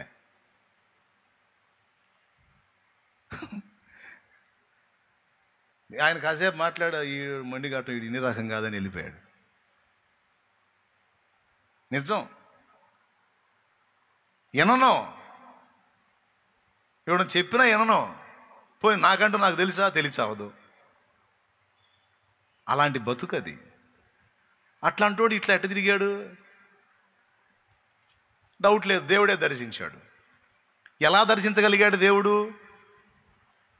ఏ తల్లి ప్రార్థన చేసిందో, ఏ తండ్రి ప్రార్థన చేశాడో, ఏ మహానుభావుడు ప్రార్థన చేశాడో, నా కోసం ఎవరు చేతులెత్తారో, లేకపోతే ఆంధ్ర రాష్ట్రంలో నాయన నీ సేవకులను లేవనెత్తు, నీ పాత్రను లేవనెత్తని పరిశుద్ధుల విజ్ఞాపన ఎలా జరిగిందో, ప్రార్థన ఎలా జరిగిందో, ఏ ప్రార్థనను ఆధారం చేసుకుని నన్ను దర్శించాడో మహారాజు, మొత్తానికి దర్శించాడు. ఒట్టికైతే కాదు, ఎవరో ఒకరి ప్రార్థనను ఆధారం చేసుకునే దర్శిస్తాడు. అర్థమైందా? చాలా తెల్లగా చెబుతున్నాను నేను, అచ్చ తెలుగులో. ఇంకా అర్థం కాకపోతే నేను చేయగలిగింది ఏం లేదు, మీ కర్మ. దేవునికి స్తోత్రం. చెప్పండి, గట్టిగా చెప్పండి. ఇప్పుడు మీరందరూ రక్షించబడ్డారంటే మీకోసం ఎవరు మొరపెట్టారో, లేకపోతే మీరు అంత తేలిగ్గా మారే రకాల మిడిమేళంగా నడమంత్రంగా టూరేగారో మీరు దేవుని ఎరకముందు. దేవునికి స్తోత్రం. ఇప్పుడు హల్లెలూయా ప్రభా స్తోత్రం నాయన స్తోత్రం అనుకుంటూ తిరుగుతున్నారు. అంతకుముందు ఎట్టున్నారో, మీ మార్పు కోసం ఎవరు కన్నీరు విడిచారు. మొత్తానికి ఎవరో ఒకరి ప్రార్థనను ఆధారం చేసుకోకుండా దేవుడు దిగి రావడానికి లేదు. ఇప్పుడు చెప్పండి, ప్రార్థన చేయాలా లేదా? మనం ప్రార్థన అంటే ఏంది? మనకున్న సమస్యలన్నీ తీర్చమని దేవుడిని అడగటమా? దేవుని సంకల్పాలు భూమి మీద నెరవేరడానికి మనం కోరుకొనుట ఏ ప్రార్థన. అది దాని అసలు అర్థం. అదే ప్రార్థన నేర్పు ప్రభువా అని శిష్యులు అడిగితే అయ్యే ముందు చెప్పింది ప్రభు. పరలోకమందున్న మా తండ్రి, నీ నామం పరిశుద్ధపరచబడునుగాక, నీ రాజ్యం మాకు వచ్చునుగాక, నీ చిత్తం పరలోకమందు నెరవేరుచున్నట్లు భూమి యందును నెరవేరునుగాక అని మీరు కోరుకోండి అన్నాడు. తర్వాత మీకు కావలసిన ఆహారం అడగండి. తర్వాత క్షమించమని కోరుకోండి. మీరు కూడా ఇతరులను క్షమించండి. తర్వాత దుష్టుడి చేతిలో పడకుండా తప్పించమని కోరుకోండి. నేను 3 సంగతులు చెప్పాడు. రాజ్యము, మహిమ, ఘనత సమస్తము దేవుని గనుక ఆయనకి ఇవ్వండి. ఆయనకి చెల్లించండి ఆయనకి అని చెప్పాడు. కాబట్టి ప్రార్థన అనగా దేవుని సంకల్పాలు భూమి మీద నెరవేరునట్లు మనం కోరుటయే ప్రార్థన. ఎక్కడికి వెళ్తున్నావు? ప్రార్థన చేసుకోవడానికి వెళ్తున్నాను. రైట్ వెళ్ళి మోకాళ్ళు వేస్తావు. మనోళ్ళు ప్రార్థన చేసుకోవడానికి వెళ్తారు కదా, మనోళ్ళ ప్రార్థన ఏందో నేను చెబుతా. నేను ఇప్పుడు భక్త సింగ్ గారు ప్రార్థన చేశాడు, సాధు సుందర్ సింగ్ గారు ప్రార్థన చేశాడు, దేవదాసయ్య గారు ప్రార్థన చేశాడు, వీళ్ళు రోజులు చేశారు, గంటలు చేశారు, నెలలు చేశారు, సంవత్సరాలు చేశారు అని చెప్పుకుంటా ఉంటే ఎంతసేపు ఏం చేశారా అనిపించింది నాకు స్టార్టింగ్లో. ఇప్పుడు నేను కూడా ప్రార్థన చేసుకుంటాను, పోతాను, మోకాళ్ళు వేస్తాను, కావాల్సినవన్నీ అడుక్కుంటాను, లేచి వస్తాను. మొత్తం కలిపి ఒక అరగంట కూడా పట్టదు. మరి భక్త సింగ్ గారు నైట్ మోకాళ్ళు వేస్తే తెల్లవారిన దాకా మోకాళ్ళ మీద నుంచి దిగకుండా ఆయన ప్రార్థనలోనే ఉన్నాడని ఒక భక్తుడు రాశాడు. అది చదివాను నేను. నాకు ఆశ్చర్యం కలిగింది. అంతసేపు ఏం చేసి ఉంటాడబ్బా? మీరు ఎప్పుడన్నా ఆలోచించారా? ఇప్పుడు మీరు ప్రార్థన చేయండి అని మిమ్మల్ని వదిలేను అనుకో, ఇప్పుడు కాసేపు ప్రార్థన చేసుకోండి అని వదిలేశాను అనుకో మిమ్మల్ని, నాకు తెలిసి గ్యారంటీ చెప్తాను నేను, 10 నిమిషాల్లో మొత్తం మోకాళ్ళ మీద నుంచి లేకపోతే అప్పుడు అడగండి. ఎందుకు? నువ్వు అడగాలనుకున్నవన్నీ 10 నిమిషాలు అయిపోతాయి. ఏం అడుగుతావు? మహా అడిగితే ఆరోగ్యం బాగలేకపోతే స్వస్థపరచమని అడుగుతావు. పిల్లలకు పెళ్ళిళ్ళు కాకపోతే పెళ్ళిళ్ళు అయ్యేటట్టు చేయ, మంచి సంబంధాలు దాయా, లేకపోతే ఎవడో ఫలానా ఆఫీసర్ దాయా, లేకపోతే ఫలానా అబ్బాయి దా, లేకపోతే ఫలానా ఏదో అడుగుతావు. అయిపోయింది పిల్లల పెళ్ళిళ్ళు, రోగం, ఆ అప్పులు ఉన్నాయనుకో, ప్రభా ఫలానోడికి ఇంత వేయాలి, ఫలానోడికి ఇంత ప్రభా యేసు నామములో అయినా తీర్చేయి ప్రభా. అయిపోయింది, అప్పులు కూడా అయిపోయినాయి. ఇంకేం అడుగుతావు అండి? ఇల్లు కట్టుకుంటున్నావు అనుకో, ప్రభా స్లాబ్ మట్టం అయింది నాయన, స్లాబ్ వేయించు ప్రభా అయ్యా అని అడుగుతావు. స్లాబ్ పడింది, ఇంకేం అడుగుతావు? ఇప్పుడు మోకాళ్ళని ఇప్పుడు మనం కనీసం ఒక 1/2 గంట వచ్చేటట్టు ప్రార్థన ఏముంది మనకు చెప్పు? చెప్పండి అయ్యా, ఒక 1/2 గంట ప్రార్థన ఏముంది?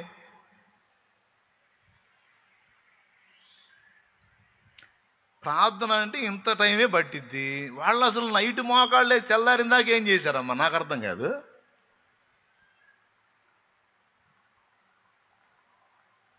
ఆయన బతికి లేడు, లేకపోతే అడుగుదురు పోయి, అయ్యా భక్తి సింగ్ గారు మీరు వెళ్ళిపోయేటప్పుడు నేను దేవుణ్ణి తెలుసుకోలేదయ్యా భక్తి సింగ్ గారు, ఒకవేళ నేను రక్షింపబడే నాటికి నువ్వు గాను ఉన్నట్టయితే, నువ్వు గాను ఉన్నట్టయితే, ఇప్పుడు గాను నువ్వు ఉన్నట్టయితే ఖచ్చితంగా వచ్చి నీ కాళ్ళ దగ్గర కూర్చొని అడిగేవాడిని అయ్యా. తెల్లార్దులు ఏం ప్రార్థన చేసావు, అవసరమైతే నీతో ప్రార్థనలో గడిపి ఉండేవాడిని అయ్యా. ఏం చేసావయ్యా అంతసేటు ప్రార్థన?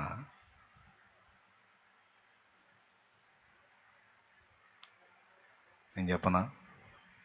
ఏం అడుగుంటారో చెప్పనా? వాళ్ళు మోకాళ్ళు వేసి ప్రార్థనలో వాళ్ళ కోసం వాళ్ళు అడిగింది లేదు. ప్రార్థనకి వెళ్తున్నాను, నన్ను ఎవరు కదిలించొద్దు అని వాళ్ళు మోకాళ్ళ మీదకి వెళ్ళి తమ కోసం తాము అడిగింది లేదు. దేవుని సంకల్పాలు భూమి మీద నెరవేరడానికి ఏవి అవసరమై ఉన్నవో వాటిని అడిగారు, ఏవి అవరోధాలుగా ఉన్నవో వాటిని తొలగించమని కోరారు. ఆయన రాజ్య విస్తరణకు ఏ ఏ ప్రాంతాలు ఎలా ప్రభావితం కావాలో వాళ్ళు ప్రార్థనలో గోజాడారు. ఏ ఏ ప్రాంతాలు ప్రభావితం అవ్వాలి, ఎన్ని రకాలుగా ప్రభావితం అవ్వాలి, మనుషులు ఎలా ఉన్నారు, ఎలాంటి స్థితిలో ఉన్నారు, వాళ్ళు ఎలా అయిపోతున్నారు, వాళ్ళు ఎలా బాగుపడాలి, అనేక మంది మనుషులను గుర్తు చేసుకున్నారు. వ్యభిచార వృత్తిలో అనేక మంది బతుకుతున్నారు, వాళ్ళు అందులోనే నశించిపోతున్నారు. ప్రభువా, వాళ్ళ సంగతి ఏమిటి నాయన? వాళ్ళని ఎలా దర్శిస్తావు నాయన? వాళ్ళతో మాట్లాడినాయన, వాళ్ళ జీవితాలు ప్రభావితం చేయనాయన. వ్యభిచార వృత్తిని వాళ్ళు జీవనోపాధిగా పెట్టుకొని బ్రతుకుతున్నారు. ఆ పరిస్థితుల్లోంచి వాళ్ళని బయటికి తీసుకొని రా ప్రభువా, వాళ్ళకి బ్రతుకు తెరువు చూపించు ప్రభువా నాయన. వాళ్ళు చేసే హేయమైన క్రియల నుంచి ప్రజల్ని మళ్ళించు ప్రభువా అని సభ్య సమాజంలో వారు చూసినటువంటి సంగతులన్నిటి గురించి దేవుణ్ణి కదలమని ఏకరువు పెట్టారు, విజ్ఞాపన చేశారు, ప్రార్థన చేశారు, యాచించారు. వాళ్ళ కోసం వాళ్ళేం పెద్దగా అడిగింది లేదు. సంఘం స్థాపిస్తే సంఘం కోసం, సంఘంలో సభ్యుల కోసం, సేవకుల కోసం, పరిచారకుల కోసం, పని ఇంకా అనేక ప్రాంతాలకు విస్తరించడం కోసం, ఆల్రెడీ వ్యాపించినటువంటి సంఘాల కోసం, సేవకుల కోసం, వాళ్ళ ప్రాణాల కోసం, వాళ్ళ సాక్ష్యాల కోసం, వాళ్ళ కుటుంబాల కోసం, రాష్ట్రాల కోసం, జిల్లాల కోసం, మండలాల కోసం, గ్రామాల కోసం, దేశాల కోసం. మరి అన్నిట్లో మరి దేవుడు గదిలి పనిచేయాలి. అన్నిట్లో దేవుడు గదిలి పనిచేయాలంటే అన్నిటి కోసం ప్రార్థించే వాళ్ళు కావాలి, ప్రార్థించాలి. మనం అనుకుంటాం మనం చేసే ప్రార్థన నిజంగా దేవుడు విని అవన్నీ చేస్తాడంటావా అని. రేపు నువ్వు తెల్ల ముఖం వేసుకొని చూడకపోతే అప్పుడు అడుగు. రేపు అక్కడ దేవుని ముందుకు పోయినప్పుడు తెల్ల ముఖం వేసుకొని చూస్తావు. ఎందుకు తెలుసా? నువ్వు అడిగినవన్నీ ఉపయోగించుకొని దేవుడు కార్యాలు చేసి ఉంటాడు. నువ్వు అడిగినవన్నీ ఉపయోగించుకొని, నువ్వు అడిగిన వాటిని, నువ్వు ప్రార్థించిన వాటిని ఆధారం చేసుకొని దేవుడు కార్యాలు నెరవేర్చి ఉంటాడు. ఇదిగో ఇన్నిసార్లు ఇన్ని సంగతుల గురించి ప్రార్థన చేశావు కదా, అదిగో వాటన్నిటిని నీకు ఇలా నెరవేర్చాను, ఇదిగో నీకు బహుమానం అంటాడు. వామ్మ ప్రభువా, ఇవన్నీ వింటనా, ఈ ప్రార్థనలన్నీ తీసుకున్నా, ఇవన్నీ రాసుకున్నా, వీటన్నిటిని ఉపయోగించుకొని నీ పని జరిగించా అయ్యా. చేశానే కానీ నువ్వు వింటున్నావో వింటలేదు అనుమానం వచ్చి ఒక్కోసారి డౌట్ పడ్డాను ఏసయ్యా. అయ్యా చేశాను కానీ అసలు నువ్వు తీసుకుంటావా అని అనుకున్నానయ్యా. ఇవన్నీ నీ దాకా వస్తాయా అనుకున్నానయ్యా. పిచ్చిదాన్ని, పిచ్చోడిని. ప్రభా, నా ప్రార్థనలన్నీ చేరినాయా? ఫలానా వ్యక్తి ఫలానా గ్రామం కోసం చేసావు కదా కుమారుడా, నువ్వు ఫలానా గ్రామం కోసం ఇదిగో ఇన్నిసార్లు నువ్వు ప్రార్థన చేసావు కదా, ఆ గ్రామ రక్షణ కోసం. ఇదిగో ఆ ప్రార్థనలు విని ఇదిగో ఇతన్ని లేపి ఆ గ్రామంలో ఇంతమందిని ప్రభావితం చేశాను. ఫలానా ప్రాంతం కోసం, ఫలానా ప్రాంతం పట్టబడాలని చేసావుగా నా కుమారి, ఫలానా గ్రామం రక్షింపబడాలని చేసావుగమ్మా. చాలా ప్రార్థనలు చేసావు, కన్నీళ్ళు గార్చి అదిగో కన్నీళ్ళు ఈ బుడ్డిలో దాచిపెట్టాను. అదిగో ఆ ప్రార్థనలన్నీ విని ఆ గ్రామంలోనే ఒకరిని దర్శించాను. అతడు లేచి ఇదిగో ఆ గ్రామంలో ఇంతమందిని ప్రభావితం చేశాడు. ఇదిగో వీళ్ళందరి రక్షణ ఫలంలో నీకు భాగం ఉందమ్మా, నీ ప్రార్థన ఉంది, ఇదిగో బహుమానం అంటాడు. రేపు తెల్ల మొఖం వేసుకొని చూస్తావు నువ్వు. ఎందుకో తెలుసా? ఇట్లా ఉందని నీకు క్లారిటీ ఉంటే నువ్వు తెంపు లేకుండా ప్రార్థన చేస్తావు. కానీ మనకే నమ్మకం లేక ఏదో చేయకపోతే నేను ఫీల్ అవుతానని కొంతమంది చేస్తుంటారు. మళ్ళీ శాలేమన్న అడుగుతాడు, ప్రార్థన చేస్తున్నావా అంటాడు. చేయట్లేదు అన్నయ్య అంటే ఫీల్ అవుతాడు. ఎందుకు? కాతో కూతో చేస్తే ఎప్పుడన్నా అడిగాడు అనుకో, ఏమ్మా ప్రార్థన చేస్తున్నావా అన్నాడు అనుకో, చేస్తున్నాను అన్నయ్య అని చెప్పడానికి అవకాశం ఉంటుంది అని కొంతమంది పాప నా ఆనందం కోసం చేస్తుంటారు. ప్రార్థన టవర్లో జరుపుతూ ఉంటారు కొంతమంది. ప్రార్థన టవర్లో డైలీ నేను మొన్న మధ్యరాత్రి వచ్చా, దాదాపు 2 లేచి వచ్చా. 2 చూస్తే ప్రార్థన చేస్తూ ఉన్నారు. చాలా ఆనందంగా లేదు. ఎంతసేపు చేస్తారని కూర్చున్నా అక్కడ. అసలు వీళ్ళు ఎంతసేపు చేస్తారని 3:30 దగ్గర 3:30 దాకా వాళ్ళు ఎప్పటి నుంచి 12 కాడి నుంచి కూర్చున్నారు, ప్రార్థన చేస్తూనే ఉన్నారు. మరి ఎన్ని సంగతులు విజ్ఞాపన చేశారో, ఏ సంగతులు విజ్ఞాపన చేశారో, ఏ విషయాల కోసం ప్రార్థన చేశారో మెట్టికి మాత్రం గుర్తుపెట్టుకోండి. ప్రార్థనలో మనం అడిగేవన్నీ కూడా దేవుని సన్నిధిలో రాయబడతాయి, జ్ఞాపకార్థంగా చేర్చబడతాయి. కొర్నేలి ప్రార్థించాడు. దోతొచ్చి చెప్పాడు, కొర్నేలి నీ ప్రార్థనలు నీ ధర్మ కార్యములు దేవుని సన్నిధిలోకి చేరినవయ్యా. ఆ ప్రార్థనకు జవాబు ఇవ్వటానికి నన్ను పంపాడయ్యా. నువ్వు అడిగావుగా, దేవా నీవెవరివి, నిన్ను ఎలా తెలుసుకోగలను, నేను ఎలా రక్షింపబడగలను, నా ఆత్మ ఎలా విమోచింపబడుతుంది, నాకు దిక్కేమిటి అని అడిగావుగా కొర్నేలి.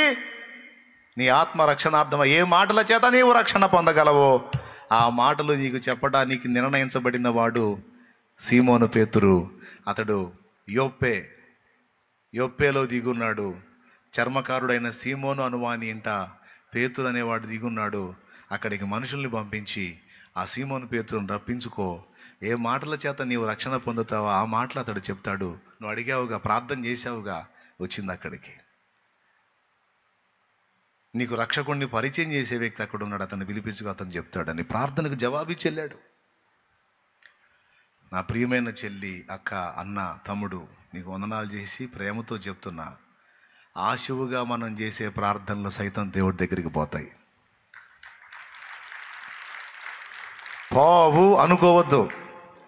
దేవుడు వాటిని తీసుకోడు అనుకోవద్దు, వాటిని వినడు అనుకోవద్దు. నేను ఎక్కడ కూర్చొని ఏదో మొత్తుకుంటున్నాను కానీ దేవుడి దగ్గరికి చేరతాయి అంటావా అనుకోవద్దు. నీ ప్రార్థన వినబడింది అన్నాడు. కొర్నేలి నీ ప్రార్థన వినబడింది. హిజ్కియా నీ ప్రార్థన వినబడింది. జకర్యా నీ ప్రార్థన వినబడింది. దానియేలు నీ ప్రార్థన వినబడింది. నా సోదరి నీ ప్రార్థన కూడా వినబడింది అక్కడ. నా సోదరుడా నీ ప్రార్థన కూడా వినబడింది. అంతేకాదు రాయబడింది. గుర్తుపెట్టుకో. ప్రార్థనలు చేసి మనం మర్చిపోతామేమో కానీ మన ప్రార్థనలను తన యొద్దకు తీసుకున్న దేవుడు ససేమిరా వాటిని మర్చిపోడు.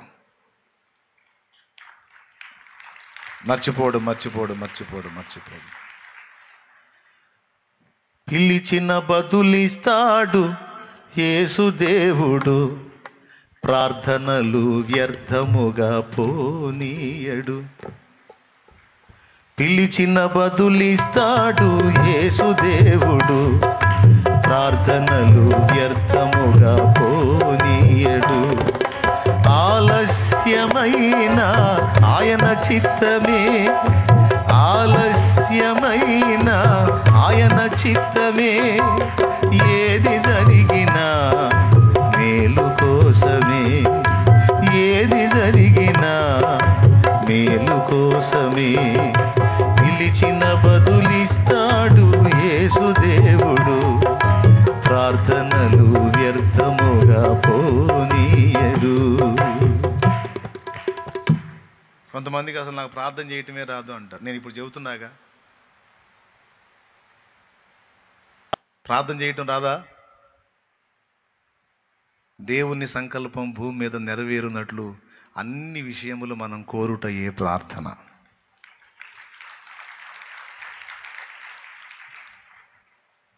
ప్రార్థనలు వినపడతాయా లేవా? ఎక్కడ? ఖచ్చితంగా వినపడతాయి, డౌట్ పెట్టుకోవద్దు. మీరు ప్రార్థనలో అడుగు వాటి నెలను పొంది ఉన్నామని నమ్మిన ఎడల అవి మీకు నిశ్చయముగా దొరుకును, అనుగ్రహింపబడును. కాబట్టి ప్రియులారా, అనేక సంగతుల కోసం మనం ప్రార్థన చేయొచ్చు. ఒకవేళ మనం ఏదన్నా క్లిష్ట స్థితిలో ఉంటే మన గురించి మనం చేసేది యాచన. వ్యక్తిగతంగా మన కోసం మనం చేసేది యాచన. అది మూడవది. ప్రార్థనలు, విజ్ఞాపనలు, యాచనలు, మనకు కావాల్సిన దాన్ని మనం అడిగి పొందుకొనుట. అడుగుట అన్నా యాచించుట అన్నా ఒకటే. అడుక్కునే వ్యక్తిని అడుక్కునేవాడు అంటారు, లేదా యాచకుడు అని కూడా అంటారు. యాచన అన్నా అడుగుట అన్నా అర్థమైందమ్మా? మూడో మాటకు వచ్చానమ్మా, రెండో మాట దాటి మూడో మాటకు వచ్చాను. విజ్ఞాపన అంటే అర్థం చెప్పాను, ఇతరుల కోసం మనం చేయున్నది. ప్రార్థన అంటే అర్థం చెప్పాను, దేవుడి సంకల్పాలు భూమి మీద నెరవేరటం కోసం మనం దేవుని అడుగుటయే ప్రార్థన. మూడవది యాచన అమ్మ. యాచన అంటే వ్యక్తిగతంగా మన పర్సనల్ మనం దేవుని అడుక్కునుట, అది యాచన.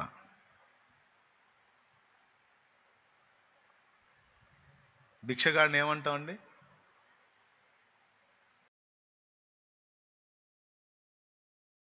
యాచకుడు అంటాం. మూడవది భిక్షగాడు. అవునా? 3 పేర్లు. అందులో అడుక్కునేవాడు ప్రార్థన అయిపోయింది. ఇప్పుడు యాచన, కావాల్సినవేవో దేవునిని అడుగుట. మీకు తెలుసా, మనందరం భిక్షగాళ్ళ పాత్ర పోషించిన వాళ్ళమే. మీరు కూడా భిక్షగాళ్లే గతంలో. తెలుసా మీకు? తెలుసా? ఎలాగో నేను చెబుతా. 5 ఏళ్ల వయసు వచ్చిన దగ్గర నుంచి మాట్లాడటం నేర్చుకుంటాం, ఫ్యామిలీతో సంభాషించడం నేర్చుకుంటాం.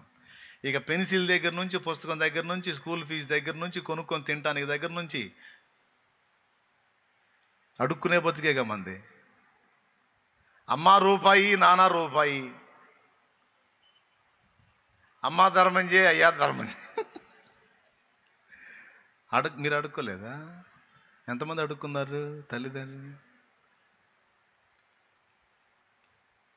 అడిగి తీసుకున్నావా, లేకపోతే డిమాండ్కి లాక్కున్నావా?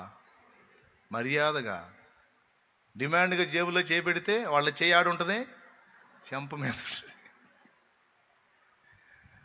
మళ్ళీ మామూలు భిక్షాటన కూడా కాదు, మళ్ళా దీర్ఘ భిక్షాటన.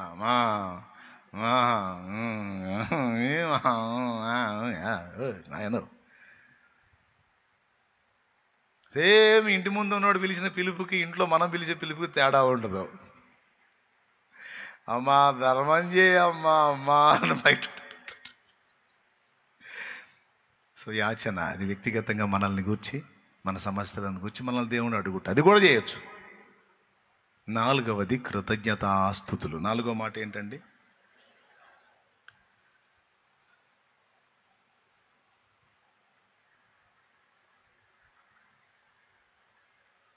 విజ్ఞాపనలు, ప్రార్థనలు, యాచనలు, కృతజ్ఞతాస్తుతులు.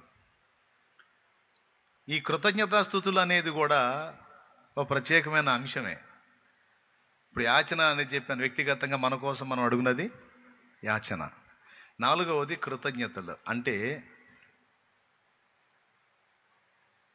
ఆల్రెడీ మనం ప్రార్థించినప్పుడు, మనం విజ్ఞాపన చేసినప్పుడు, మనం యాచించినప్పుడు ఆల్రెడీ కొన్ని కార్యాలు చేశాడు దేవుడు.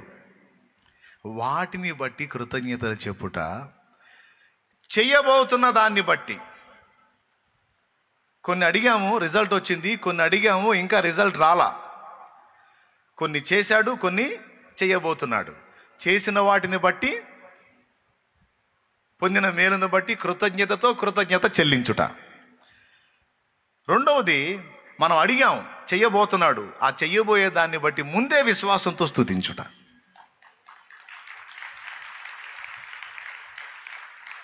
నేను ఇందాక ప్రార్థన చేసేటప్పుడు, ప్రభువా నీ బిడ్డలు ఎంతో ఆశతో ఆసక్తితో నీ పాదాల చెంతకు వచ్చారు. నీ బిడ్డల్ని దర్శించు, వారితో మాట్లాడు, నాతో మాట్లాడు, ఉపదేశాన్ని అడ్డగించే దుష్టశక్తులను బంధించు, యేసు నామంలో అడిగి పొంది ఉన్నామని నమ్మి స్తుతిస్తున్నాము తండ్రి అన్నాను. ప్రసంగం కాకముందే స్తుతి అయిపోయింది. ప్రసంగం ఇంకా పూర్తి కాల, మొదలుపెట్టా. కానీ ప్రసంగ ప్రారంభంలోనే దేవుడు మాట్లాడినందుకు విశ్వాసంతో దేవుని కృతజ్ఞతలు చెల్లించేశా. గొప్ప విశ్వాసం అంటే కార్యం జరిగిన తర్వాత స్తుతించేది కాదు, కార్యం జరగక మునిపే కృతజ్ఞతలు చెప్పేది గొప్ప విశ్వాసం. లాజరు బయటికి రాని లాజర్ను పిలవక ముందు యేసయ్య ఏమన్నాడో తెలుసా? తండ్రి, నా మనవులు ఎల్లప్పుడూ వినుచున్నందుకు నీకు కృతజ్ఞతలు. ఇప్పుడు కూడా నువ్వు వింటున్నందుకు నీకు కృతజ్ఞతలు. ఎల్లప్పుడూ వినుచున్నావు, నీ కృతజ్ఞతలు. ముందు థ్యాంక్స్ చెప్పేశాడు. చూడండి, యోహాను సువార్త 11వ అధ్యాయము 41వ వచనం. అది 41 అట చూడు. అంతటా వారు ఆ రాయి తీసివేసిరి. యేసు కన్నులు పైకెత్తి, తండ్రి, నీవు నా మనవి వినినందున నీకు కృతజ్ఞతాస్తుతులు చెల్లించుచున్నాను. నీవు ఎల్లప్పుడూ నా మనవి వినుచున్నావని నేను ఎరుగుదును. ఒక మాట, అసలు ఏం మనవి చేశాడండి? అదే వింత. అండర్లైన్ చేయండి దాన్ని. తేలిక మాట కాదు. తండ్రి, నీవు నా మనవి వినినందున నీకు కృతజ్ఞతాస్తుతులు చెల్లించుచున్నాను అన్నాడు. అసలు ఏం మనవి చేశాడు? ఏం మనవి చేయలేదుగా.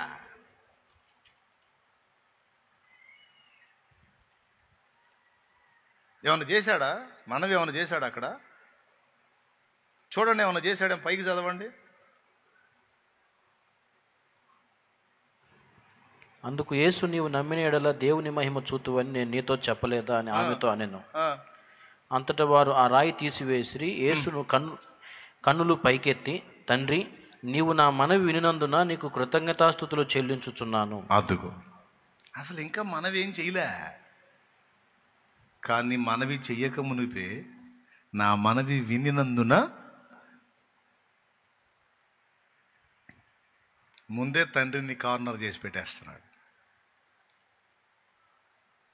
నేను అందుకే ఏదన్నా చూసి ఇక లాభం లేదనుకుంటే, ప్రభా ఇది ఇచ్చినందుకు నీకు స్తోత్రం అని చెబుతా. ఇది ఇచ్చినందుకు నీకు స్తోత్రం తండ్రి, ఇది ఇయ్యయ్యా అని అడగను. ఇచ్చినందుకు స్తోత్రం, ఇచ్చినందుకు స్తోత్రం, ఇచ్చినందుకు స్తోత్రం, ఇచ్చినందుకు స్తోత్రం. అప్పులు తీర్చయ్యా, అయ్యా తీర్చయ్యా, అయ్యా తీర్చయ్యా కాదు. ఏ సునామంలో నాయన అవన్నీ కూడా తీసేసినందుకు స్తోత్రం ప్రభువా, తీర్చేసినందుకు స్తోత్రం, తొలగించినందుకు, దరిద్రం వదిలించినందుకు స్తోత్రం ప్రభు. హల్లెలూయా.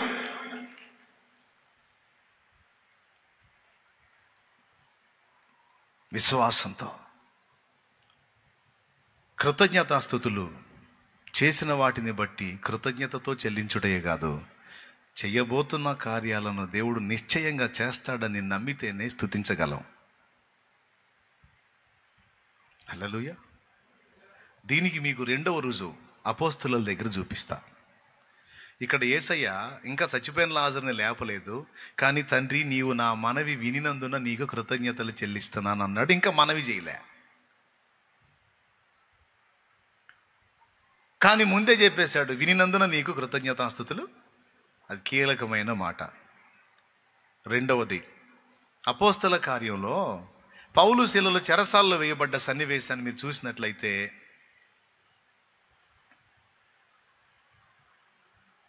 చూడండి ఒకసారి. పౌలు శీలలో 16వ అధ్యాయం, అపోస్తల కార్యం 16వ అధ్యాయము 24వ వచనం నుంచి చదువు, లేకపోతే 23వ వచనం నుంచి చదువు. వారు చాలా దెబ్బలు కొట్టి వారిని చెరసాలలో వేసి భద్రముగా కనిపెట్టవలని చెరసాల నాయకునికి ఆజ్ఞాపించిరి. అతడు అట్టి ఆజ్ఞను పొంది వారిని లోపల చెరసాలలోనికి త్రోసి వారి కాళ్లకు బొండ వేసి బిగించెను. అయితే మధ్యరాత్రి వేళ పౌలును శీలయు దేవునికి ప్రార్థించుచు కీర్తనలు పాడుచు నుండిరి. ఖైదీలు వినుచుండిరి. ఓకేనా ఏమండి? పౌలు శీలలు ఏమంటే, నేను చెప్పేది మీకు క్లియర్గా అర్థమవుతుందా? మీరు అందరూ ఇంట్రెస్ట్గా ఉన్నారా, లేకపోతే ఏమన్నా ఎటన్నా సంచారం చేస్తున్నారా? ఎంతమంది లైన్లో ఉన్నారు? ఎన్నేళ్ళు? 3 అన్నారు. ఎవరు 3 అన్నారు? ఎవరు? ఇప్పుడు చెప్పండి.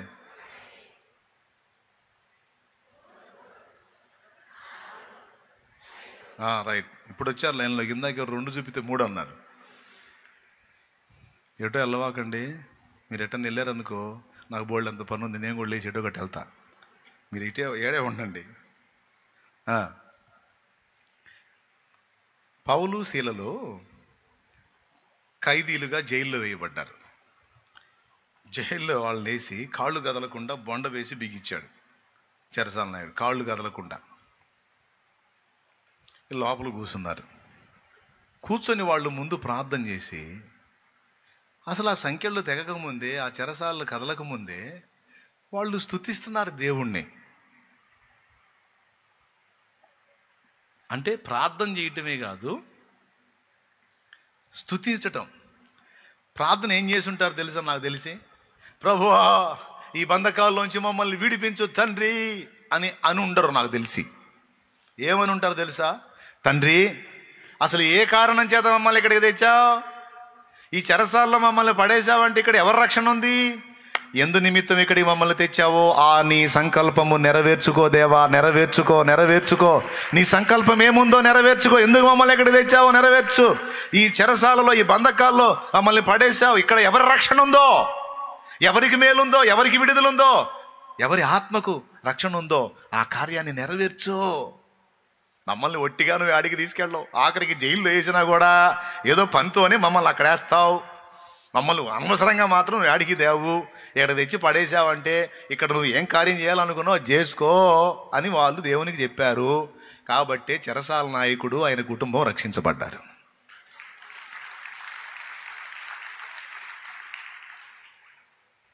ఖచ్చితంగా అదే చేశారు వాళ్ళు. అయితే గొప్ప విషయం ఏంటంటే, వాళ్ళు ఇంకా బయట పడకమునిపే సాంగ్స్ పాడారంట. యాకోబు రాసిన పత్రిక 5వ అధ్యాయం 13వ వచనం ఇలా రాస్తుంది, చూడండి. యాకోబు రాసిన పత్రిక 5వ అధ్యాయం 13వ వచనం. మీలో ఎవరికైనా శ్రమ సంభవించనా అతడు ప్రార్థన చేయవలెను. ఎవరికైనా ఆగునాన్న.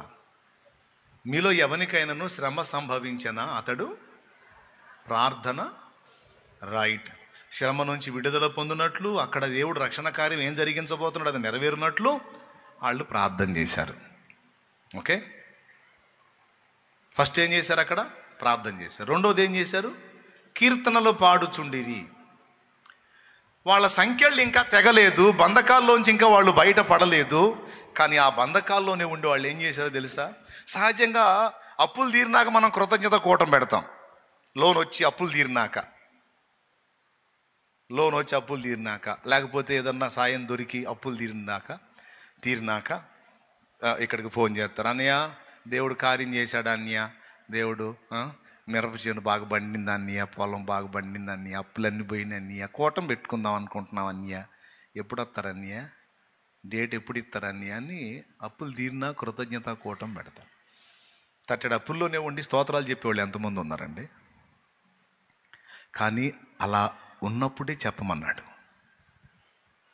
అప్పులు తీరినప్పుడు సంతోషించడం కాదు, దేవుడు తప్పక వాటిని తొలగించుందని నమ్మి సంతోషంగా ఉండమన్నాడు. అపజయాల్లో ఉన్నప్పుడు దుఃఖంగా ఉండి విజయం వచ్చినప్పుడు సంతోషించడం కాదు, అపజయములో ఉన్నప్పుడే నువ్వు సంతోషంగా కీర్తనలో పాడమన్నాడు. ఎందుకు? తప్పక నీకు జయం వచ్చును, దానికి కావలసిన విశ్వాసాన్ని నువ్వు ప్రదర్శించమని ముందే చెప్తున్నాడు. అందుకే మేము అదే పని చేసాం బ్రదరు, మేము అదే పని చేసాం. తల నిండా అప్పులే. అయితే అందరం కలిసి చాకిరీ చేసేవాళ్ళం. సాయంత్రానికి అందరం కూర్చొని స్టీల్ బేషన్ బోర్లు వేసేవాడిని నేను. ఏంటిది? స్టీల్ బేషన్ బోర్లు వేసేవాడిని, దాని మీద దరువు వేసేవాడిని. ఇక అందరం కలిసి పాటలు పాడేవాళ్ళం, ఫ్యామిలీ మొత్తం కూర్చొని. ఏది అప్పులు తీర్చిన తర్వాత కాదు, అప్పుల్లో ఫుల్గా మునిగున్నప్పుడే. రోజు పాటలే మా ఇంట్లో పండగే. నా స్తుతి పాత్రుడా నా యేసయ్యా, నా ఆరాధనకు నీవే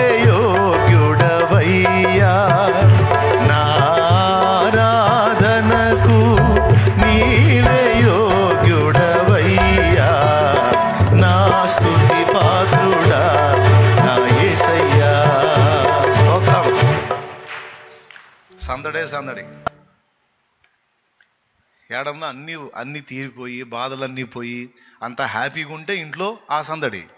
మాకు అలాంటిది ఏం లేదు, అన్ని బాధలు ఉన్నా మరి వాక్యంలో చెప్పాడు కదా, నేనున్నానని నమ్మితే, నేను వాటిని తొలగిస్తానని విశ్వసిస్తే సంతోషంగా ఉండమన్నాడు. కాబట్టి ఫ్యామిలీకి చెప్పా, ఎందుకు ఏడు మొగాలు వేసుకుని ఉండేది? ఉన్నాడుగా రాజాదిరాజు, తీసేస్తాడు. నమ్మితే నాతో పాటు కలిసి స్తోత్రం చెప్పండి, నమ్మితే నాతో పాటు కలిసి ఆరాధించండి, ఆనందించండి అంటే అందరూ దిగుళ్ళు తీసేశారు. ఇక వాటి గురించి భయపడటం మానేశారు. అప్పులు ఇచ్చిన వాళ్ళు ఈ సామాన్లు బయట వేస్తారేమో, ఈ ఇల్లు బిగి పందిరేస్తారేమో అంటే ఆయన సెలవు లేకుండా ఎవడేం చేయగలడు?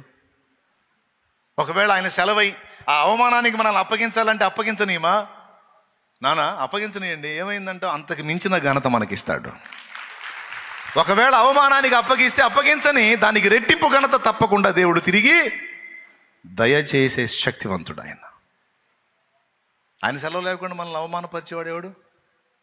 పర్వాలేదు, ఎంత అవమానం ఎదురైద్దో రెట్టింపు ఘనత కూడా ఎదురైద్ది, ఏం పర్వాలా. అంటే ఇక టెన్షన్ ఎందుకు ఉంటుంది? ఇక వాళ్ళకి నమ్మారు, నా మాట చెప్పినట్టు నమ్మి ఇక రోజు అంతే. శ్రీమంతుడా యేసయ్యా నా అని నేను పాట ఎత్తుకుంటే చాలు, వాళ్ళు కూడా కలిసి ఇక వాళ్ళు కూడా అన్ని పక్కన పెట్టొచ్చి కూర్చొని, ఆత్మకు అభిషేకమా నా అభినయ సంగీతమా, శ్రీమంతుడా యేసయ్యా నా ఆత్మకు అభిషేకమా నా అభినయ. నేను పాట ఎత్తుకోవడం, వాళ్ళు కూడా కలిసి పాడటం, అసలు హ్యాపీ. చెరసాలలో ఉండగానే, దెబ్బలతో ఒళ్ళు పచ్చడై ఉండగానే, కాళ్లకు బొండ వేసి బిగించబడి ఉండగానే వాళ్ళు స్తుతించడం మొదలుపెట్టారు. దేవుడు ఏం చెప్పాడు? సంతోషంగా ఉంటే కీర్తన పాడమన్నాడు. వాళ్ళు సంతోషంగా ఉన్నారా? చాలా దెబ్బలు కొట్టి అని రాస్తుంది అక్కడ. ఒళ్ళు పచ్చడై ఉంది, కాళ్ళు కదలకుండా బొండ బిగించారు, లాక్ చేశారు. వాళ్ళు ఎక్కడ సంతోషంగా ఉన్నారాయా? అంత బాధలో ఉండే వాళ్ళు ఏమంటున్నారు? దేవా ఎందుకు రప్పించావు మమ్మల్ని ఇక్కడికి? ఏంటి నీ సంకల్పం? సరే, ఎందుకు రప్పించావో అది నెరవేర్చుకో అని దేవునికి ప్రార్థనలు చేసి ఇక స్తుతించడం మొదలుపెట్టారు. మరి వాళ్ళ స్తుతి వాళ్ళని సిగ్గుపరిచిందా? ఆ కండిషన్లో ఉండి కూడా ఒళ్ళంతా పచ్చడై కూడా వాళ్ళు చెరసాలలో వేసిన సంకెళ్ళు బిగించిన, చెరసాలలో వేసిన సంకెళ్ళు బిగించిన, స్తుతి పాటలే పాడుమా ప్రభు యేసునే వేడుమా, స్తుతి పాటలే పాడుమా ప్రభు యేసునే వేడుమా, ప్రభు యేసునే వేడుమా. హల్లెలూయా పాట, యేసయ్య పాట పాడాలి ప్రతి చోట, పాడాలి ప్రతి నోట. హల్లెలూయా పాడాలి ప్రతి చోట, పాడాలి ప్రతి నోట. వాళ్ళు పాడుతూనే ఉన్నారు, స్తుతిస్తూనే ఉన్నారు. ఇంతలో పెద్ద భూకంపం వచ్చింది. తమ్ముడు, కార్యాలు జరిగినాక కోటాలు పెట్టడం కాదు, జరక్క ముందే స్తుతించడం గొప్ప విశ్వాసం. పని అయినాక స్తోత్రాలు చెప్పటం, పాటలు పాడటం, ఆరాధించటం, దేవుడు గొప్ప కార్యం చేశాడు, ఇకిలిచ్చుంటా తిరగటం. పని అయినాక ఇకిలిచ్చడం కాదు, కాక మునిపే నువ్వు సంతోషంగా తిరగాలి, కళకళలాడుతా తిరగాలి. పని జరగకపోయినా అయిపోయినట్లే నువ్వు సంతోషంగా దేవుని మయంపరుస్తూ తిరగాలి. అది దేవుడు కోరుకుంది. 2 జరిగినాయి అక్కడ. నంబర్ 1, వాళ్ళ సంఖ్యలు తెగిపోయినాయి, అందరి బంధకములు ఊడినాయి. ఒక మాటలో చెప్పాలంటే అది చూడండి, వాళ్ళు హ్యాపీగా అదిగో నవ్వుకుంటా అదిగో స్టార్ట్ అయింది.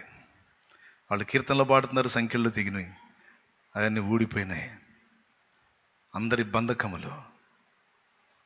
చెరసాల నాయకుడు చూశాడు, అయ్యో ఇంకా నేను బతకడం వేస్ట్, పొడుచుకోపోయాడు.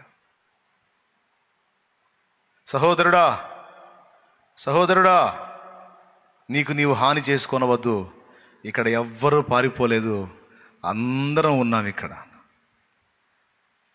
అందరం ఉన్నాం. ఎందుకట్లా ప్రాణం తీసుకోపోతున్నావు ఏంటి అంటే, అప్పుడు దీపం తెప్పించి లోపల చూస్తే ఖైదీలు అందరూ ఉంటారు, పౌలు శీలలు కూడా ఉంటారు. వెంటనే అతను అంటాడు, అయ్యలారా, రక్షణ పొందుటకు నేనేమి చెయ్యవలెను అంటాడు. అతడు ఆ ప్రశ్న వేయగానే అప్పుడు అర్థమైద్ది వాళ్ళకి, దేవా ఇతని రక్షణ కోసం, ఇతని ఇంటివారి రక్షణ కోసం తెచ్చావా? రైట్, నీ కార్యమే జరగాలి, మేము ఎక్కడ అడుగు పెట్టినా నీ కార్యమే జరగాలి, నీకు మహిమే రావాలి, ఆత్మల రక్షణ కార్యమే జరగాలి, జీవితాల్లో వెలిగే రావాలి. నీకు స్తోత్రం ప్రభువా, స్తోత్రం. అయ్యా, రక్షణ పొందడానికి ఏం చేయాలని అడుగుతున్నావా? ప్రభు అయిన యేసునందు విశ్వాసం ఉంచు, అప్పుడు నీవును నీ ఇంటి వారును రక్షణ పొందుదురని చెప్పాను. దేవుని మాటలు చెప్పారు. తర్వాత అతను వాళ్ళని ఇంటికి తీసుకెళ్ళి వాళ్ళ గాయాలు కడిగి కట్లు కట్టి ఇంటి వాళ్ళందరినీ పిలిపించి కూర్చోబెట్టి వాళ్ళ చేత వాక్యం చెప్పించి అయిపోయిన తర్వాత ఒక్కసారి చూడండి, రాత్రి ఆ గడియలోని అతడు వారిని తీసుకొని వచ్చి వారి గాయములు కడిగెను. వెంటనే అతడును అతని ఇంటి వారందరూ బాప్తిస్మము పొందిరి. అతని ఫ్యామిలీ ఎంత పెద్దదో మనకు తెలియదు, మొత్తం టోటల్గా రక్షింపబడ్డారు. ప్రార్థన చేశారు. జవాబు రాకముందే సంతోషంతో దేవుణ్ణి కృతజ్ఞతాస్తుతులు చెల్లించి కీర్తించటం మొదలుపెట్టారు. మనకి వాళ్ళకున్న తేడా ఏంటంటే, కార్యం జరిగినాక చూద్దాంలే అనుకుంటాం మనం, జరక్క ముందే స్తుతికోటం పెట్టే మైండ్ వాళ్ళదే. దేవునికి స్తోత్రం. 4 సంగతులు మీకు వివరించాను. అసలు సంగతి ఇంకోటి ఉంది, అది దేవుని చిత్తం అయితే రేపు ఆల్ నైట్లో చూసుకుందాం, లేదు దేవుడు ఇంకొక అంశం మాట్లాడితే మాట్లాడతాను. మెట్టుకు మాత్రం ఈ 4 విషయాలు దృష్టిలో పెట్టుకొని మనము నెమ్మదిగాను సుఖముగాను సంపూర్ణ భక్తి మాన్యతలు కలిగి జీవించున్నట్లు విజ్ఞాపన, యాచన, ప్రార్థన, కృతజ్ఞతాస్తుతులు ప్రతిదినం చెల్లించుట యందు ఎడతెగక ఉండండి, జాగ్రత్త పడండి. ఎందుకంటే ఇక రాబోతున్న సంవత్సరాలన్నీ కూడా రకరకాల మార్పులు మీరు చూడబోతున్నారు, రకరకాల పరిస్థితులు మీరు చూడబోతున్నారు, చూస్తారు, మీకు అర్థమైద్ది. ప్రతి సంవత్సరం గడిచే కొద్దీ ఆయన రాకడ దినములు దగ్గర పడుతూ ఉంటాయి. భూమి మీద మునుపెన్నడూ చూడని విపరీతమైన మార్పులను ఇక మున్ముందు రోజుల్లో మనం చూడబోతున్నాం. మొత్తం బైబిల్ చెప్పిన ప్రకారం నెరవేరిద్ది. మొత్తం లేఖనం ఎలాగూ చెప్పినో అచ్చుగుదినట్టు అక్షరమైన పొల్లైనా తప్పిపోకుండా నెరవేరిద్ది. ఓకేనా? కృతజ్ఞతాస్తుతులు అంటే ఏంటండి? దేవుడు చేసిన కార్యాలను బట్టి వాటిని జ్ఞాపకం తెచ్చుకొని కృతజ్ఞతతో స్తుతించటం, చెయ్యబోతున్న వాటిని బట్టి కూడా అయినాకనా లేకపోతే ముందేనా? ఎట్లా ఏడుపు కొట్టు మొహం వేసుకోనా లేకపోతే సంతోషంగానా? ఎంతమందికి విశ్వాసం ఉంది? అది ఏ సమస్య అయినా కానీ, ఏ బాధ అయినా కానీ, ఏ ఇబ్బంది అయినా కానీ, దేవా దాన్ని తీర్చినందుకు నీకు స్తోత్రం, నేను దాని గురించి టెన్షన్ పడను తండ్రి, నీకు అప్పచెప్పాను, నువ్వు చూసుకుంటావు, నీ సంకల్పం ఏదో నెరవేర్చుకో తండ్రి, నీకు స్తోత్రం అని దాన్ని బట్టి దేవుణ్ణి స్తుతించటం చాలా అవసరం. రండి మరి ప్రార్థన చేసుకుందాం. మీరు పెందలక్కడ 9 వచ్చేసారు పాపం. ఒకసారి లేచి నిలబడతారా? మీకు కొంచెం ఫ్రీగా ఉంటుంది. ఒక్కసారి అట్లా లేచి నిలబడండి. నిజంగా దేవుడు ప్రార్థన విన్నాడు కదా. నడుములు సర్దుకుంటాయి ఇప్పుడు. లేండి,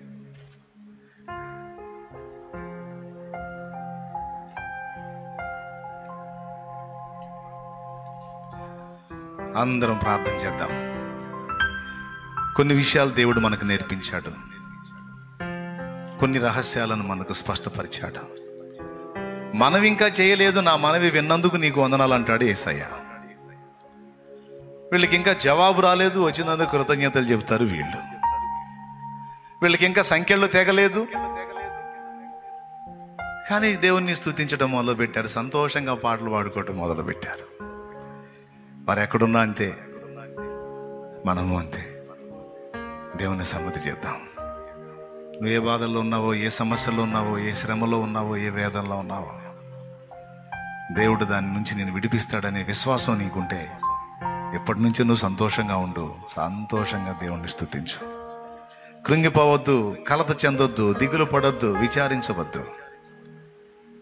ఆయన సంకల్పాన్ని నెరవేర్చని ప్రార్థన చేద్దాం. ప్రార్థన. కళ్ళు మూసి తలలు వంచండి, దైవజనుడు ప్రార్థిస్తాడు.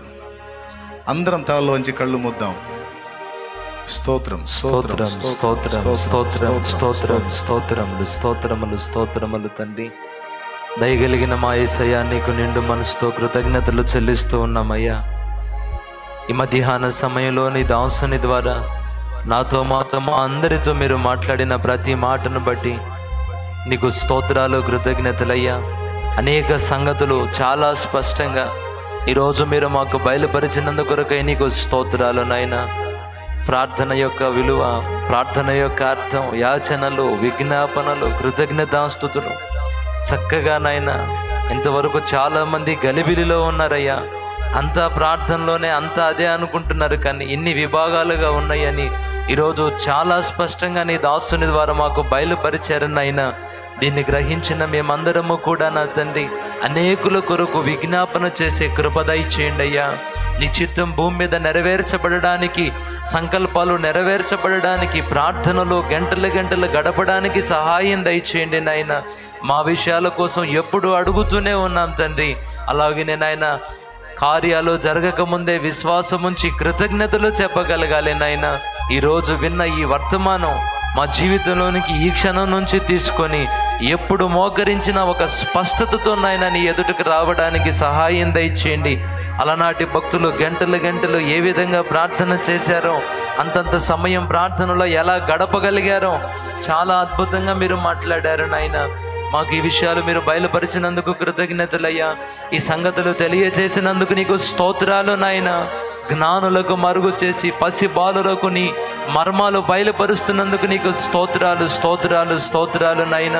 ఈ విధంగా నా తండ్రి, అన్నిటికంటే ముఖ్యంగా మేము ప్రార్థనలు, విజ్ఞాపనలు, యాచనలు, కృతజ్ఞతలు ప్రతిరోజు ప్రార్థించాలి, ప్రతిరోజు యాచించాలి, ప్రతిరోజు విజ్ఞాపన చేయాలి, ప్రతిరోజు కృతజ్ఞతలు చెప్పాలయ్యా. అలాంటి అభిషేకం నాకు, మాకు, మా అందరికీ దయచేసి నీ నామానికి మహిమ తెచ్చుకోమని ప్రార్థన చేస్తున్నామయ్యా. ఇంతవరకు వాక్యం అందించిన నీ దాసుని నీ ఆత్మతో నింపు, మంచి ఆరోగ్యము, శక్తిని, బలమును ప్రసాదించండి అయ్యా. ఇక్కడున్న వారిని మరొకసారి పేరు పేరున దీవించి ఆశీర్వదించి ప్రార్థనలో గంటల గంటలు, రాత్రులు రాత్రులు, రోజులు రోజులు మేము గడిపేటట్లుగా కృప దయచేయమని నీకే వందనాలు, స్తుతులు, స్తోత్రాలు, కృతజ్ఞతలు చెల్లిస్తూ యేసు నామములో అడిగి ప్రార్థించి వేడుకుంటున్నాము తండ్రి. ఆమేన్.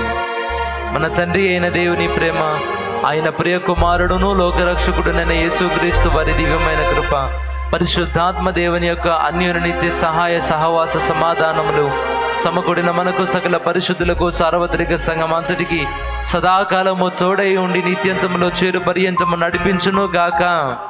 యేసు రక్తమే జయం, ప్రభు యేసు రక్తమే జయం. యేసు నామమునకు సంపూర్ణ విజయం కలుగును గాక. హల్లెలూయా హల్లెలూయా. అందరం చెప్దాం హల్లెలూయా.